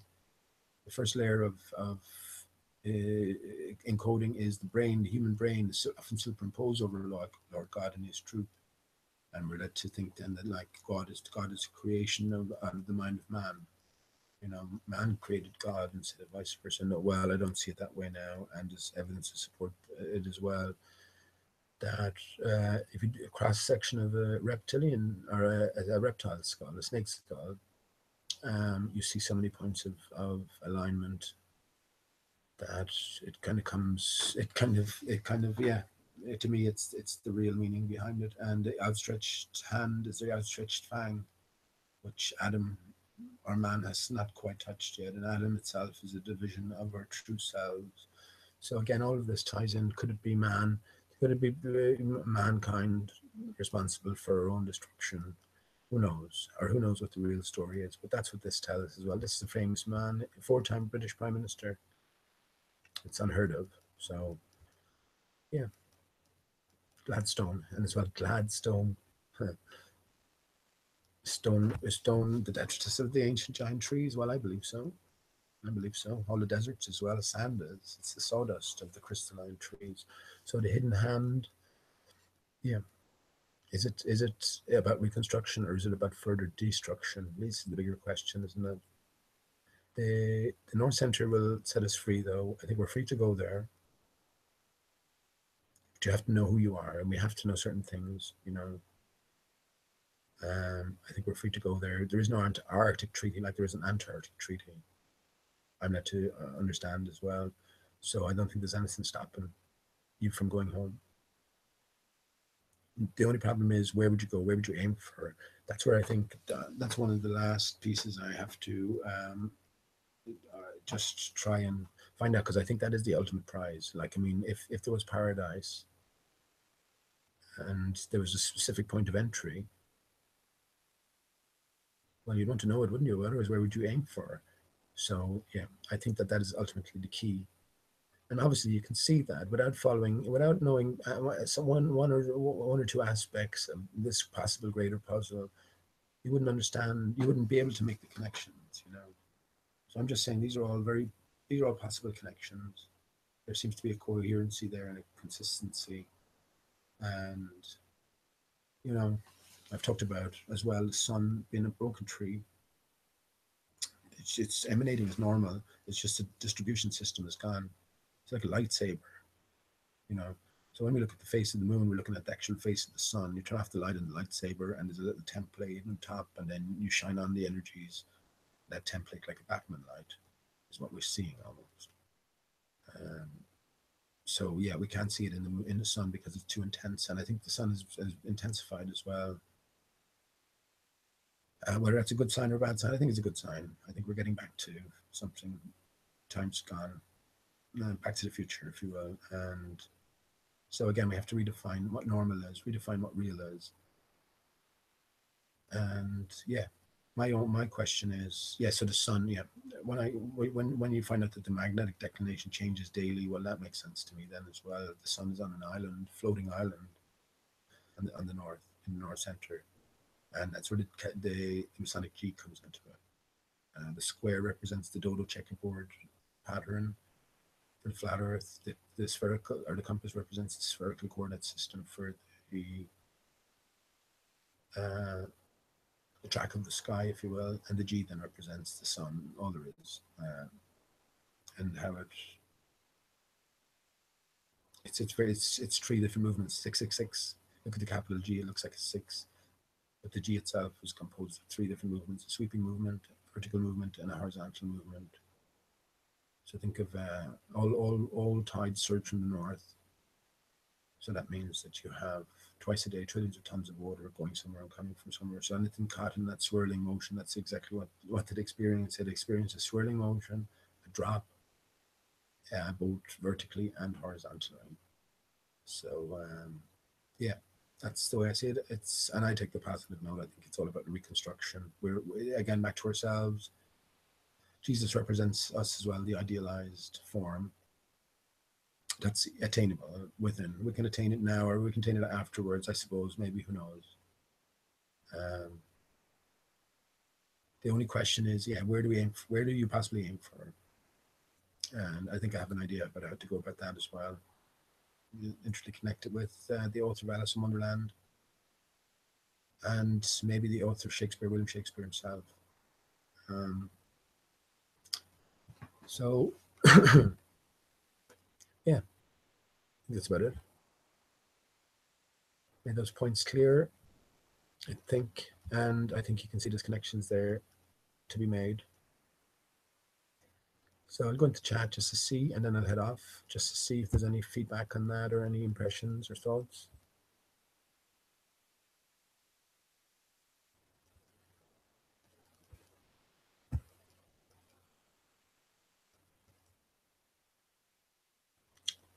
Oh, sorry, there's a bit of trouble there. Was there? But I do. Okay, yeah. I hope everything comes through okay there now at the end. And it's frustrating. I should definitely check in more that everything's coming through okay. Dell is here. How you doing, Dell? The Eggman. Yeah, the Eggman. I'm the Eggman. I'm the Walrus. The Walrus moustache, Dell. Walrus moustache. That's it, man. Dodo has one egg. Peculiarity associated with the dodo. Yeah. I'm the Eggman. So Paul is the dodo. With that comparison I just put up there, that just confirmed it to me. Paul is the dodo who's on the checkerboard dress, on the checkerboard floor. Dodo, as I said, wears a checkerboard dress. So Paul is a dodo. There you find the walrus moustache underneath the hand. So that's leading you. The hand is the hidden hand, HH, which is emerging from the North Center. So it's all about the North Center. Yeah.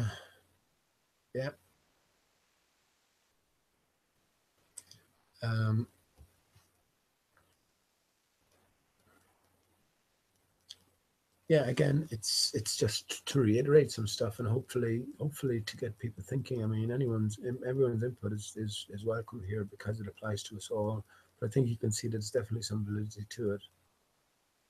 Kind of maybe wish I was a bit more industrious in a sense, but I'm not. I don't know. I think there's a different game going on, and again, this is for all of us. So anyone who's listening and can see the connections there. I think they're undeniable at this stage, and I got so much more as well. I have a page. I have loads of links about the dodo and all the different indicators that this exact what I've been saying is exactly the case.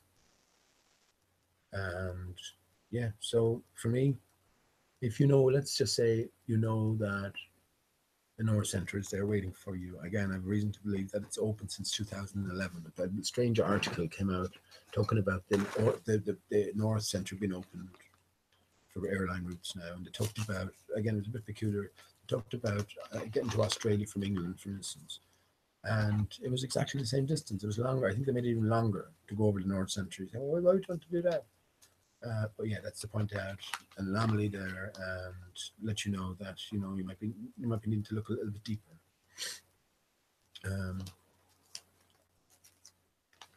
So it is a lot to think about, and it's a lot to sort of it's a lot to wrap your mind about, and it's a lot to sort of, you have to accept provisionally anyway without delving too deep into it if you want to sort of entertain the idea of the whole.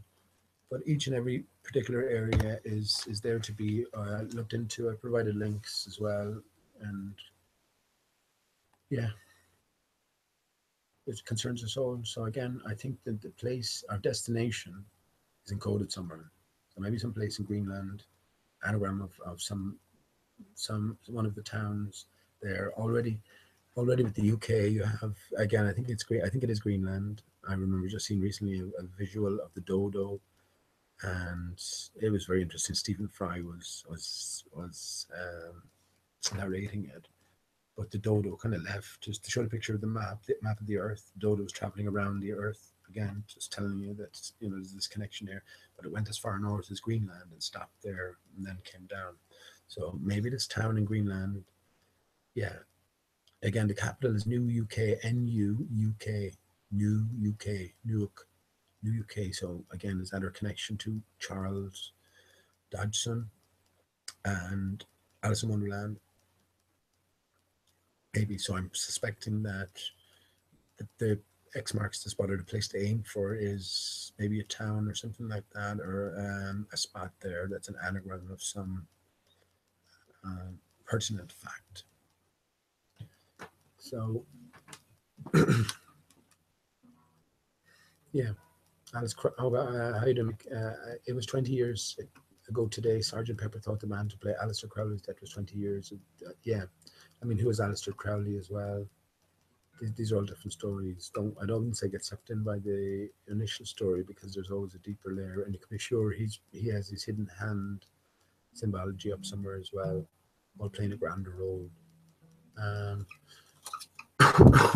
Okay, I'm gonna call it a night there, and thanks for listening, everyone. I'm gonna leave it my usual. Uh,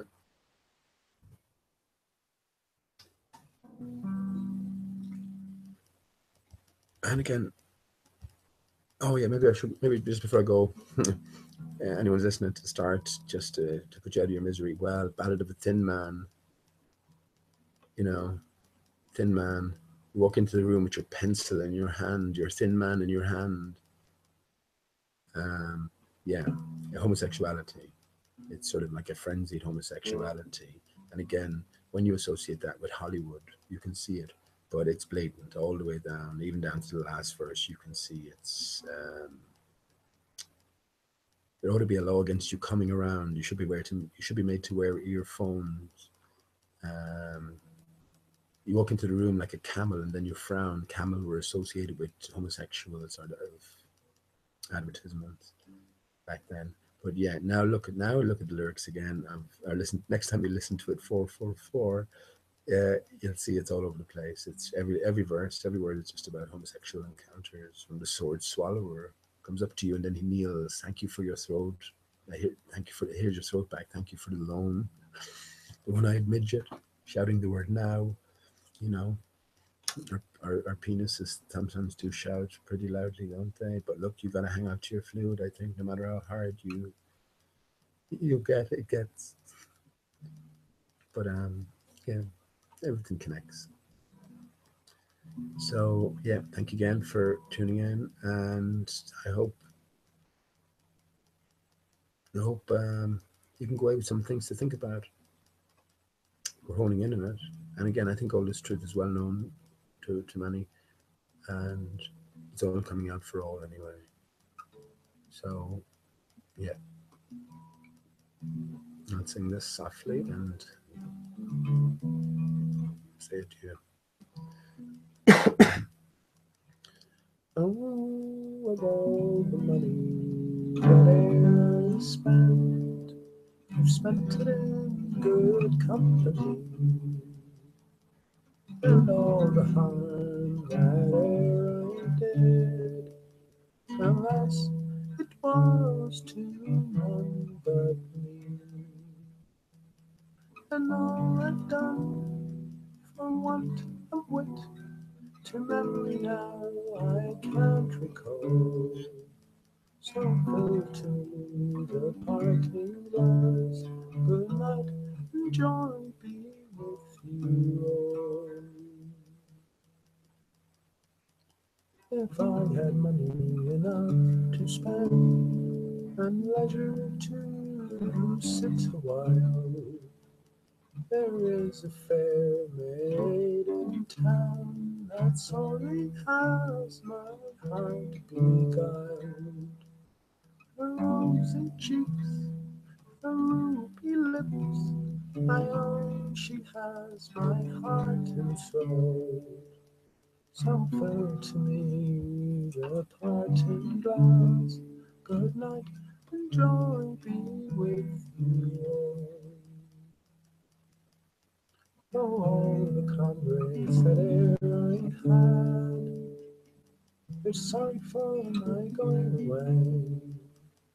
And all the sweethearts that e'er I had, they wish me one more day to stay.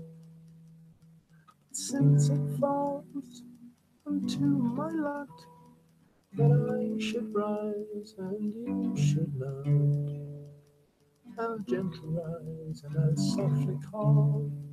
Good night and joy be with you all.